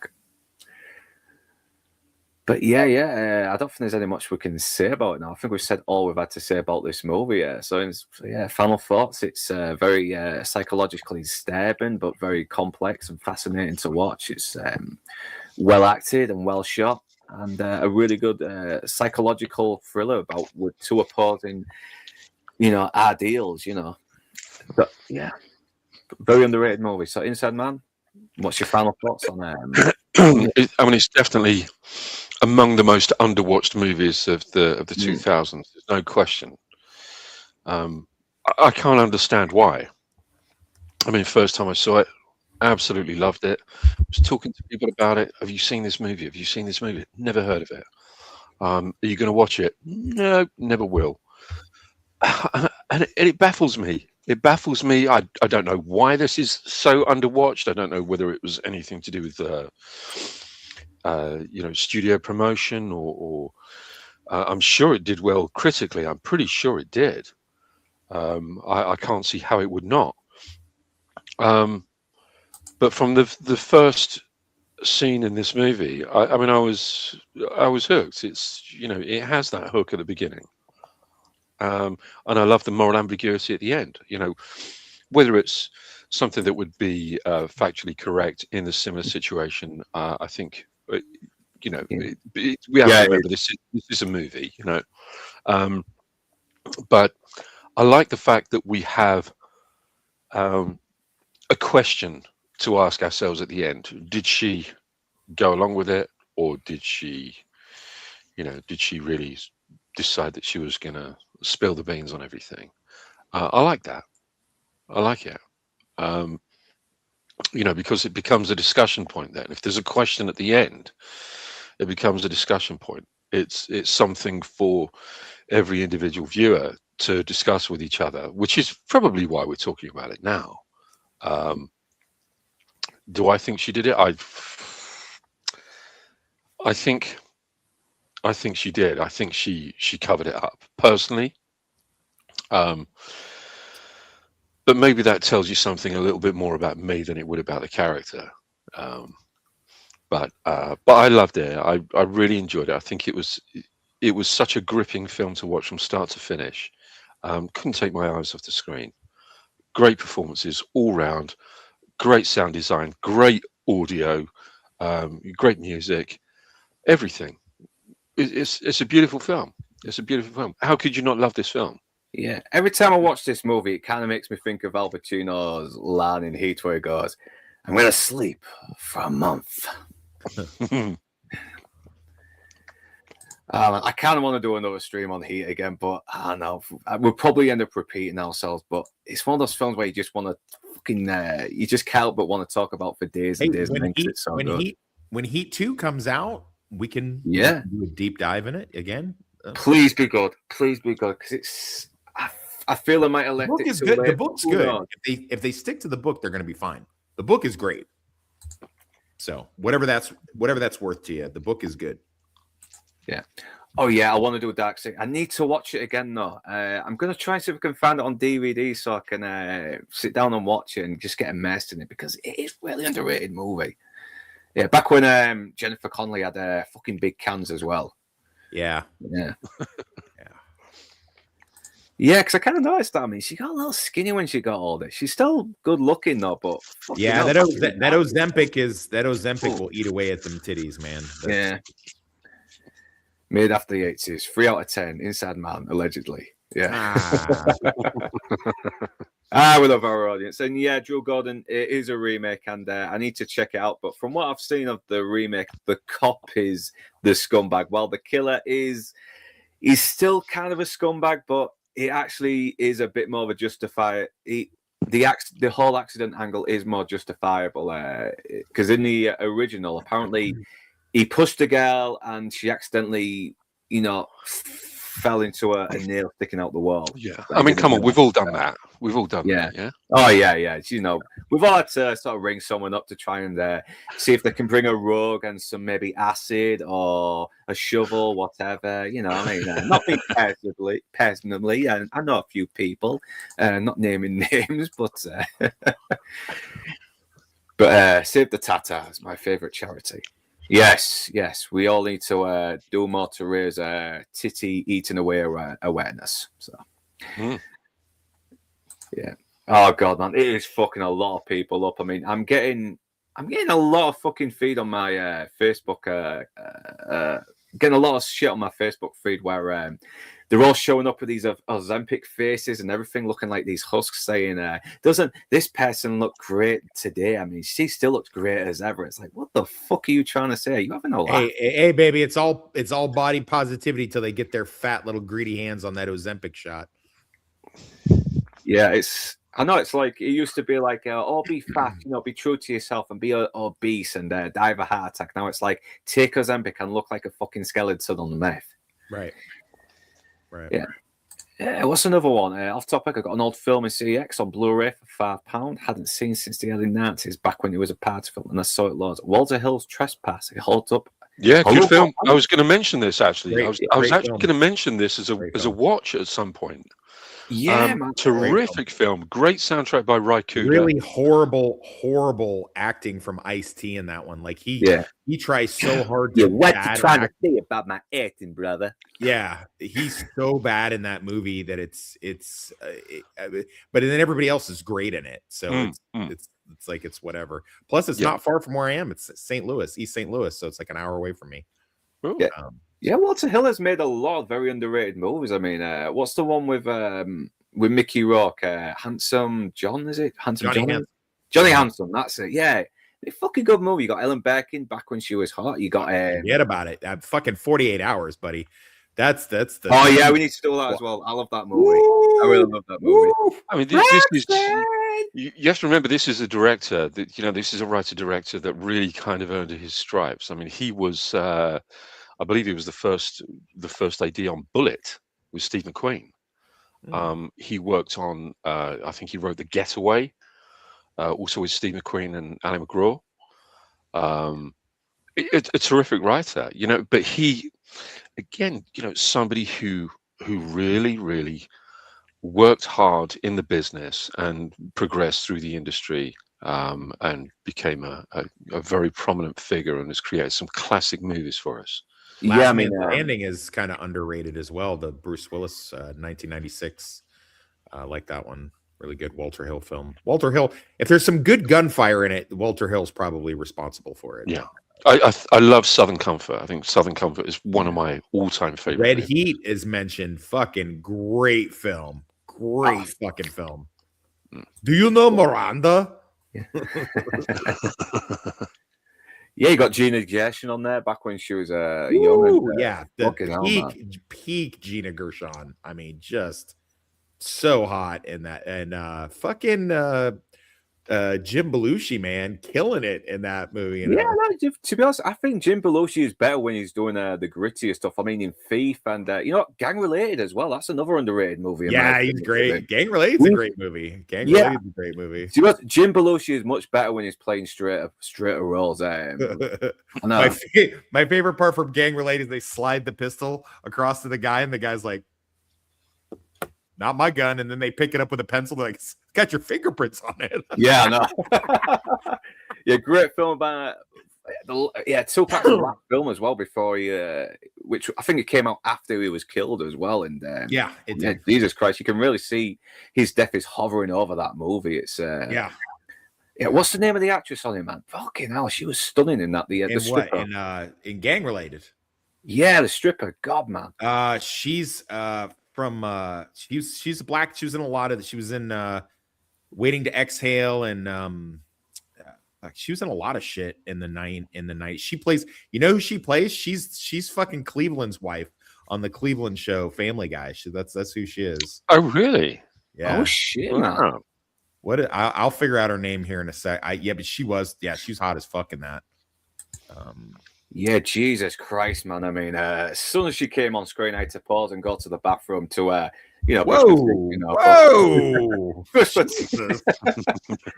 I was a horny teenager when I first saw it. It's clearly you can't help yourself. I mean, when you're a teenager, your hormones are out there. You're looking for any excuse to try and beat one. Layla Roshan is her name. Layla Roshan doesn't look super great now. She kind of Oh man, he needs No No to wonder she's sticking to animation.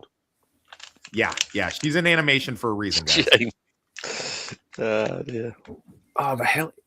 I'm trying to think what Western he did now was what was it? The Wild Bill movie with Yes, it was a Wild Bill movie. yeah, Yeah. fucking hell, Yeah. yeah. We've done loads on that character though, haven't we, Bill Hickok? Yeah. Yeah. Miami Connection. Yeah, next week we're gonna do all that next week. What is and, real quick? What is that? What is Miami Connection? What is that? probably one of my favorite bad movies ever made. It's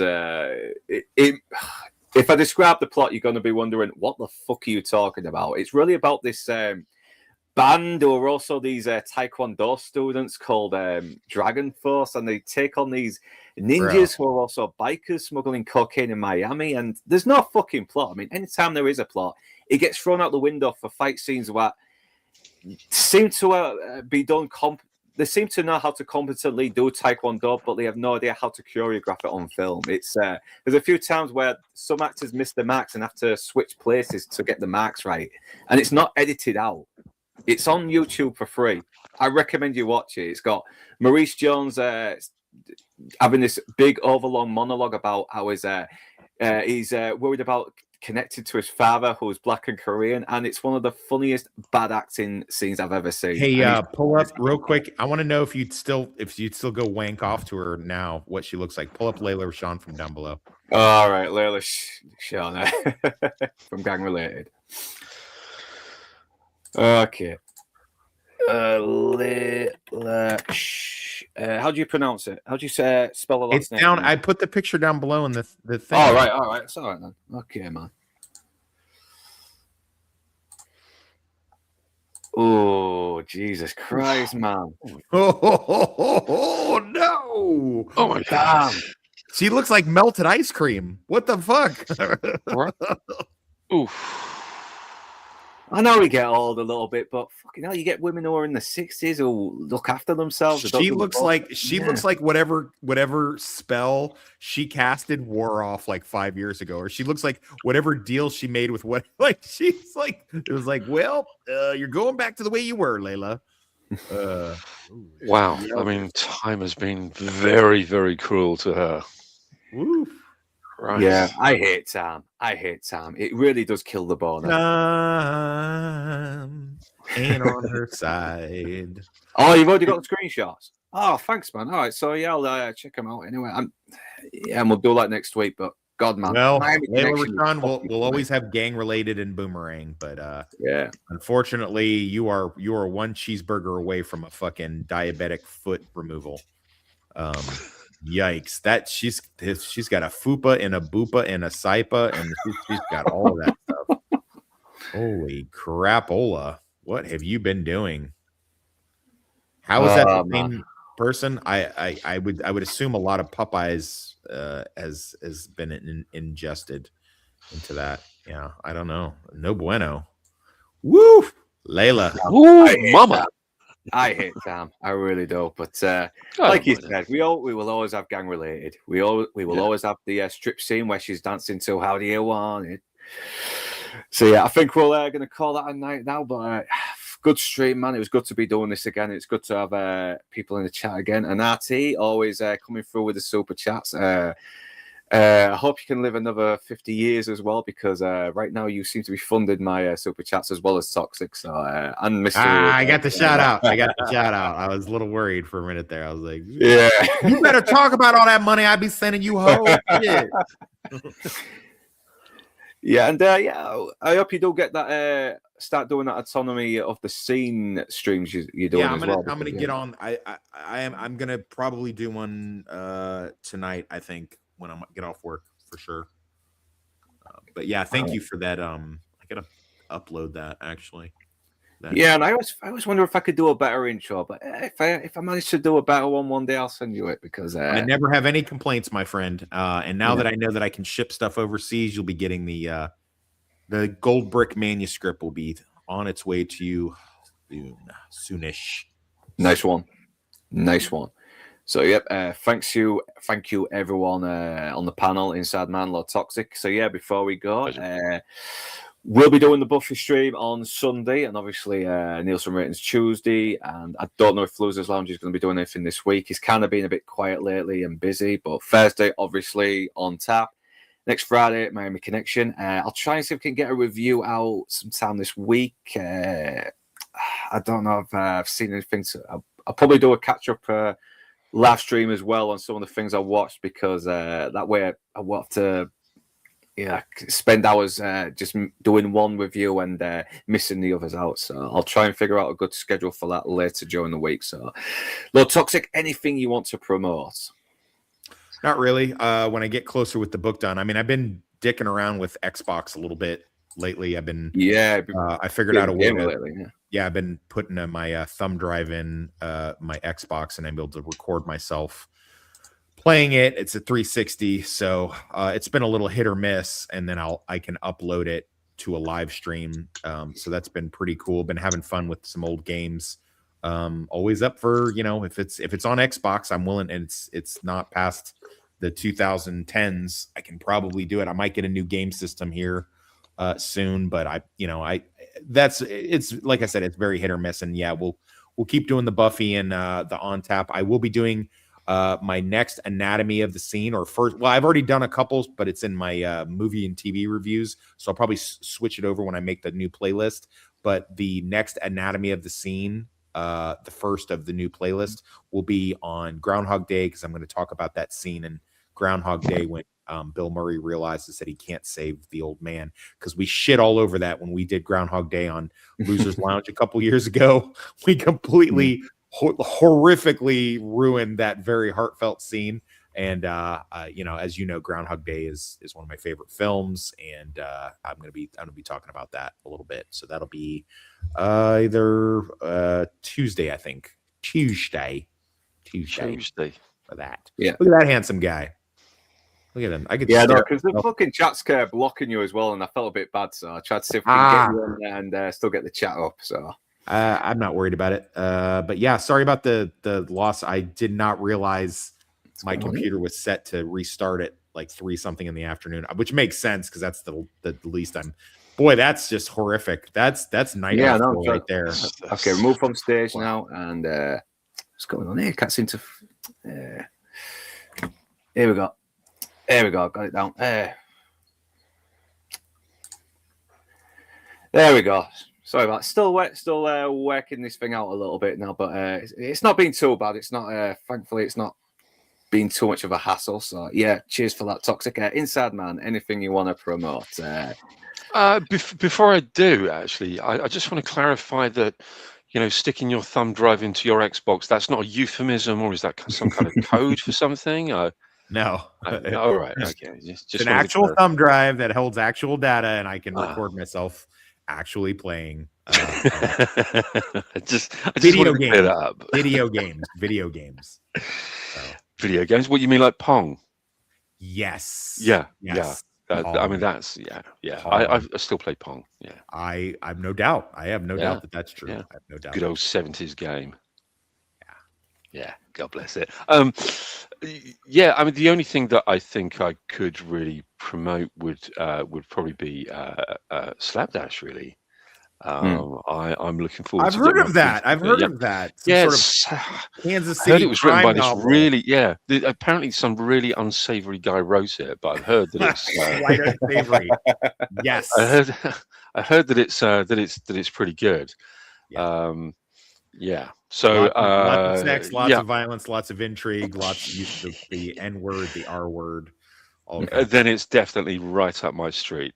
So I can't wait to tuck into that. I really can't wait. And I will definitely put a review on Amazon for that. But other than that, I think Losers Lounge is on Tuesday, and it's The Postman, I believe. I think it's next Monday or Tuesday. The Kevin Costner film? Kevin Costner, yeah. Ooh. Yeah, it's going to be a long one, that, isn't it? Yeah, it's about 3 hours. I was actually quite surprised. I'd never seen it. I'd never seen the movie. It's not very good. It's not a good movie. I kind of liked it. Liked it. Yeah, I did. Yeah. I was quite surprised. It's an odd one for sure. It is, but previously we did the Neil Breen's Twisted Pair, so Yeah. that really Yeah, was. I'm really sad to have missed that as well. Like, I can't believe I missed Neil Breen. I can't believe. Yeah, right, there's more to look forward to because he's got a new film coming out this year. Oh man, I gotta get on that. I'm gonna have to get on his back catalogue. All I've seen is clips, and it just looks like pure disaster pieces. Anyway, Oh, they are. Glorious Yeah, disaster pieces. yeah, they are. Did you manage to? I sent you over the link to my Twisted Pair. Did you manage to download shit, that? no, I don't think I have gotten around to that Yeah, yet. But yeah, I'll yeah, get on just- that anyway. I'll get yeah. on that. I've got some others. Final thoughts on comedians that would make great serial killers. Let's get Matt Berry in something where he gets to be a serial killer. I could do some Matt Berry serial killer stuff. I'm going to harvest your organs. She's on the bullshit. No, you fucking didn't. Excuse me, sir. I'm going to stab you. Clem Fandango, I heard you. Just Oh, fucking Toast of England, man. That was such a great program. I love it. Free series as well, and it doesn't have some big syrupy, big grand ending. It just kind of ends very nihilistically, where he's bent down the bloody theatres and just disgraced himself amongst the acting world. I love it.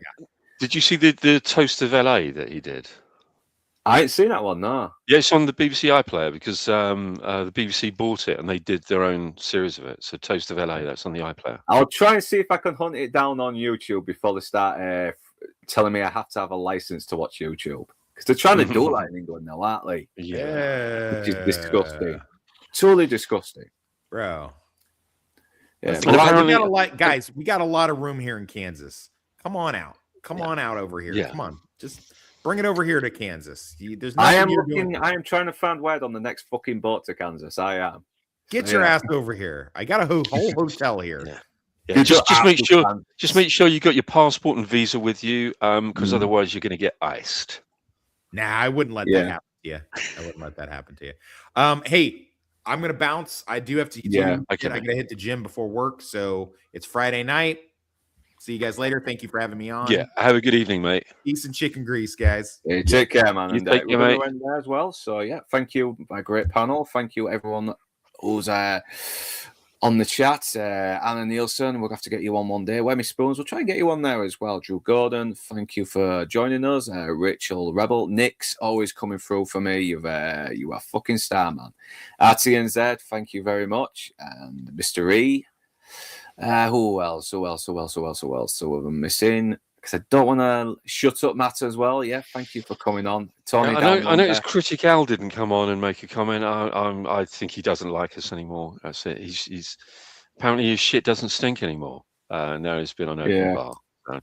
Yeah, he was on open bar. You sold out. You like you sold out, mate. You sold out. The message going out to Critic Al: you sell out. I hope you're all right, man. I hope you're all right. I mean, I hope. I know you got a little bit of shit in the fucking comments, but don't let that put you off, man. Really don't. I mean, the thing is, though, they're never fucking happy if you don't say. They slag you off. You don't say if you say too much, they'll slag you off. If your mic's whatever, it doesn't matter. They'll look for something. So yeah, Miss Sparkles as well. Thanks for joining in the chat. Yeah, yes sir. And I'm just scrolling up now because I don't want to miss anyone. Joshua Floors, thank you very much. Cosmic Holder, Berowitz. I think I might have had you on the chat before. I can't remember now. If it has, then it's probably been a rare few times you have done it. Horror Renads. And I think that's it now. Yeah, thank you very much. So, yeah, whoever you beautiful bastards are, Northern, English or not, thanks for watching. But right now, that's us done. And we're off to the pub. And enjoy your weekend, you beautiful bastards. And take care.